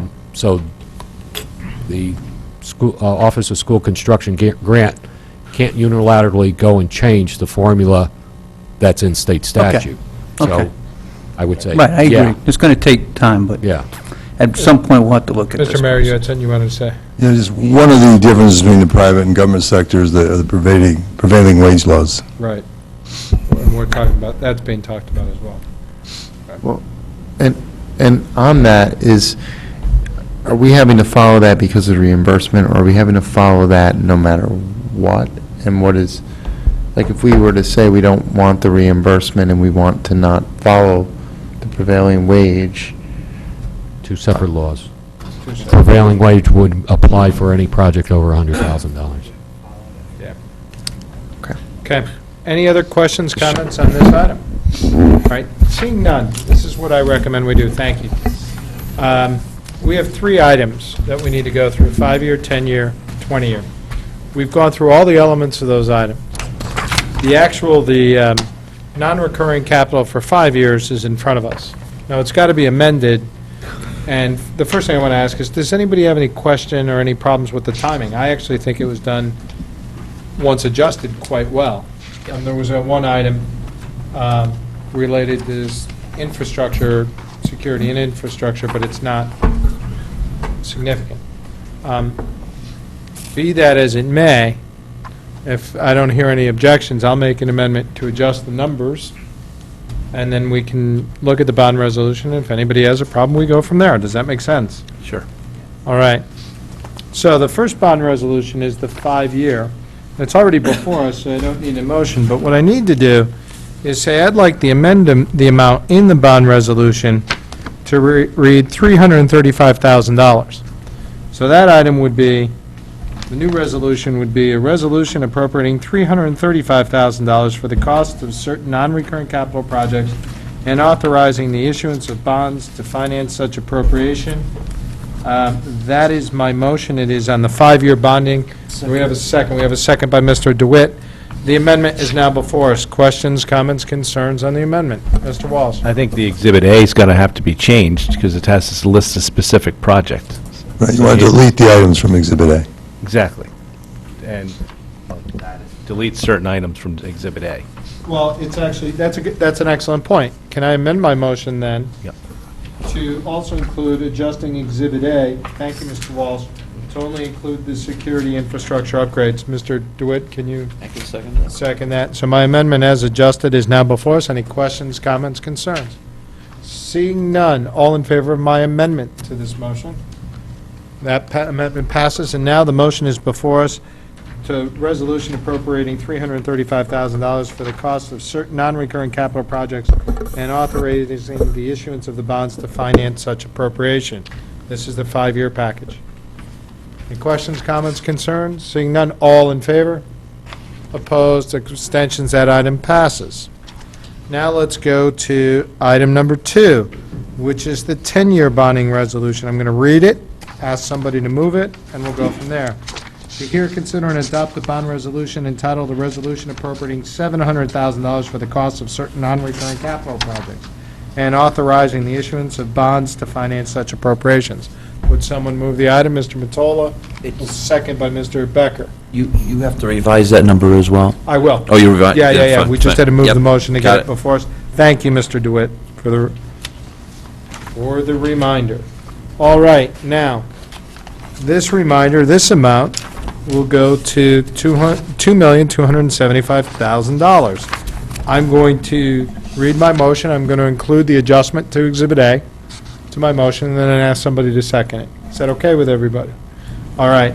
It's in a resolution appropriating $2,275,000 for the cost of a certain non-recurring capital projects and authorizing the issuance of the bonds to finance such appropriations. I'm also going to move that we adjust Exhibit A to include these projects: the South Benson Marina Extended Channel Dredging for $700,000, Tomlinson Middle School Artificial Turf for $500,000, Artificial Turf Field Replacement for $750,000, that's Ward, Blake Tennis Court Replacement at Ward, $325,000. The totals of all those items are $2,275,000. Do I have a second to my motion? We got Mr. Walsh on the second for that. So the item as amended, all in favor of my amendment? Opposed, abstention, that item is amended. Now, Bob's looking to talk to you. Bob, I was just going to say, for the purposes of the record keeping, you included in your comments the $700,000, which was already in there. Yes. So, Yeah, it's included. just- So the amendment is the other items. Correct. Yes. Thank you very much. What I was saying is basically everything that should right. be I included got in the you. exhibit. I knew Thank that. you for the Just wanted to clarification. Anthony Make almost sure got a that the second. secretary gets Anthony almost got a second field. Yeah, that's what he thought, right? Good luck with that, Anthony. All right. So next, any questions, comments, concerns on this resolution? Seeing none, I'm going to go back to the resolution, and I'm going to ask that we call for a vote on this resolution. Mr. DeWitt? Nope, go. Okay. All in favor of a resolution appropriating $2,275,000 for the cost of a certain non-recurring capital projects and authorizing the issuance of bonds to finance such appropriation with the Exhibit A as amended. All in favor? Opposed? Abstentions? That item passes. Okay, now I'm going on to item number 3, or item number 8, non-recurring capital, and there is no amendment needed to this item, thank goodness. I'm going to ask we put before us to hear, consider, and adopt the bond resolution entitled a resolution appropriating $2,003,000 for the cost of certain non-recurring capital projects and authorizing the issuance of bonds to finance such appropriations. This is over the 20-year useful life, correct, Mr. Mayor? Yes, sir. And do I have a second to, or can I put this forward? Mr. Becker and Mr. DeWitt. Any questions, comments, concerns One thing, on this item? Go ahead, Mr. Becker. not specifically to this, but really kind of covers all of the bonding, but I just want to put this out there before we do the final vote for tonight. This came up under Holland Hill in regards to the Board of Education's assumptions and how that affects the waterfall, and the request that I had made that before the capital planning summit, sooner rather than later, we get that extra 2 years with the correct number of inflation for construction cost increase all the way throughout, and then be able to try to roll that up. So we are approving a lot of money this evening, and our factoring into the waterfall, et cetera, is based essentially, we know now, on bad numbers. Obviously, we're going to do it, and it is what it is at this point, but I'd like to just kind of put that out again, that sooner rather than later, that would be a helpful thing for us, and not September. Can we get an updated, We don't have an updated number. Well, it's from can we BOE. get one? After these resolutions are passed, let's update the waterfall, is what Mr. Becker's saying. Right, but we need an updated Holland Hill number as well. What number would you We need use? the RTM to You know, pass and it. plus I'm RTM. also We're going waiting. to do it in stages. I don't want to wait till Holland Hill. I want to get the number, Okay. see what it is, and then we'll adjust it after Holland Hill, okay? Yeah, it was a Right. It's gotta be cascading thing. iterative. We Right. talked primarily that on their construction projects, they're using 3%, not 4%, and they're using 2 years, not 4 years. Yep, And that it probably affects not just the large projects, but the smaller projects, Yep. and has an effect that then has a ripple effect all the way, all the way Great. across the board. So the updated I'm waterfall. just bringing it's a out fair that we're point. approving like, several $1 million here Yep. tonight without having that done yet. Thanks. Thank you, Mr. Becker. The resolution is before us. Does anybody have any other questions, comments, concerns on this resolution? Seeing none, the item before us, a resolution appropriating $2,003,000 for the cost of certain non-recurring capital projects and authorizing the issuance of bonds to finance such appropriation as laid out in Exhibit A. All in favor? Opposed? Abstention? That item passes. Thank you, everybody. Long evening of a lot of things to get through. We have one more item. We have a scheduling issue for later this month. And it's a very important meeting because we discussed the annual financial statements. We also have some follow-up items, including a discussion of Holland Hill, after the Board of Education has revisited their ed specs and worked very closely with the Holland Hill Building Committee. I get a lot of information that people were having business scheduling conflicts related to our regularly scheduled Tuesday meeting, and a request that we move the meeting to Thursday, February 23rd. Same time, we will probably need to meet in Independence Hall, though, because I believe this room is taken that evening. Jen Carpenter will figure that out for us and is already looking into it. Be that as it may, I'm going to ask that we here consider and act upon a motion to change the date of the February 21st quarterly review meeting to Thursday, February 23rd. Can someone move that item? Mr. Walsh and Mr. DeWitt. Do we have any discussion on this item? Any issues from everyone? I thank everybody for their flexibility on that. It's going to be an important meeting for us. With no comments or questions, all in favor of that resolution? Opposed, abstentions? We are good. We will do that. Last item, yes, you can, Mr. Walsh. Next year, I had asked this last year as well, this pamphlet that the Board of Ed puts out, could we get that in advance? We get it this night at the table, and we get the rest of it, electronically, and that's fine. I read it electronically. But you guys put it together, put some expense. It'd be nice to be able to read it. Once it's approved by the Board of Ed, if it could be sent to us, that'd be great. Thank you. And the other item that's been requested here is, can we get the budget books? We haven't received the Board of Ed budget books yet. Yeah, we haven't seen them. Friday they'll be delivered? Okay. Are the town budget Thank books you. ready? And before I let everybody go, the last item on our agenda is to hear, consider, and act upon any communication. I don't have any formal communication that came to me directly, but over the last several days, there's been a lot of discussion at the state level about changes to our funding mechanism and perhaps the push down of costs to the towns.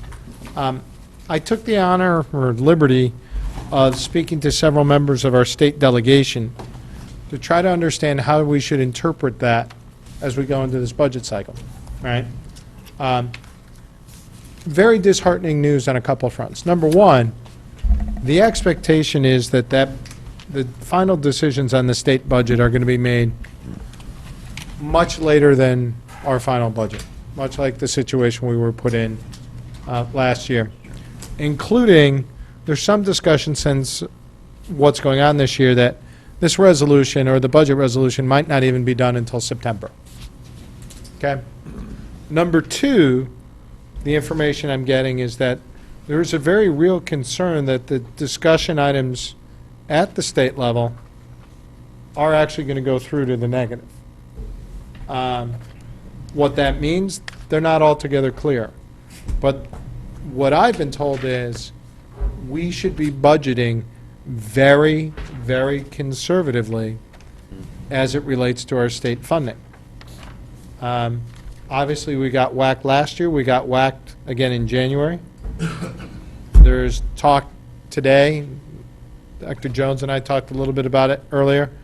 There's talk that the ECS calculation is going to change to heavily favor the lower funded districts or the economically challenged communities, and that all that money could go away from us. You've read, or at least I hope you've paid attention to the discussion of the teacher's pension liability, and we should start talking about the unfunded teacher's pension liabilities, and the state doing major changes there and asking us to perhaps kick into that as soon as this coming fiscal year. Whether some of that passes, whether all of that passes, whether none of it passes, is yet to be determined. But I'm being told to budget very conservatively and to expect that there's going to be significant fallout from this. I welcome all of you to talk to members of our state delegation and hear it directly from them. But I think we've sadly got to be cognizant of that as we go into this budget process. I don't think we can ignore it. And it'd be a big problem if we were too aggressive and then got cut after the fact. So that's where we stand, and I just wanted to bring that to everybody's attention. So any other comments, concerns? Mr. DeWitt? Well, having said that, it would be interesting to know how the Board of Ed and the town are portraying the budget. Are you portraying the EC, and I know this is new news, right, but are you portraying the ECS grant at 2016 levels, or zero, or somewhere in between? You mean, you don't have to answer now, but... Yeah, and the town is yet to determine it. Yeah, so that would be an interesting thing to know before we open up a budget book. And I agree, so, Mr. yeah. DeWitt. Thank you for that commentary. Any other questions? Seeing none, do I have a motion to adjourn? Mrs. Marmee. Do I have a second? Mr. Brown, all in favor? Opposed? Good night, everybody.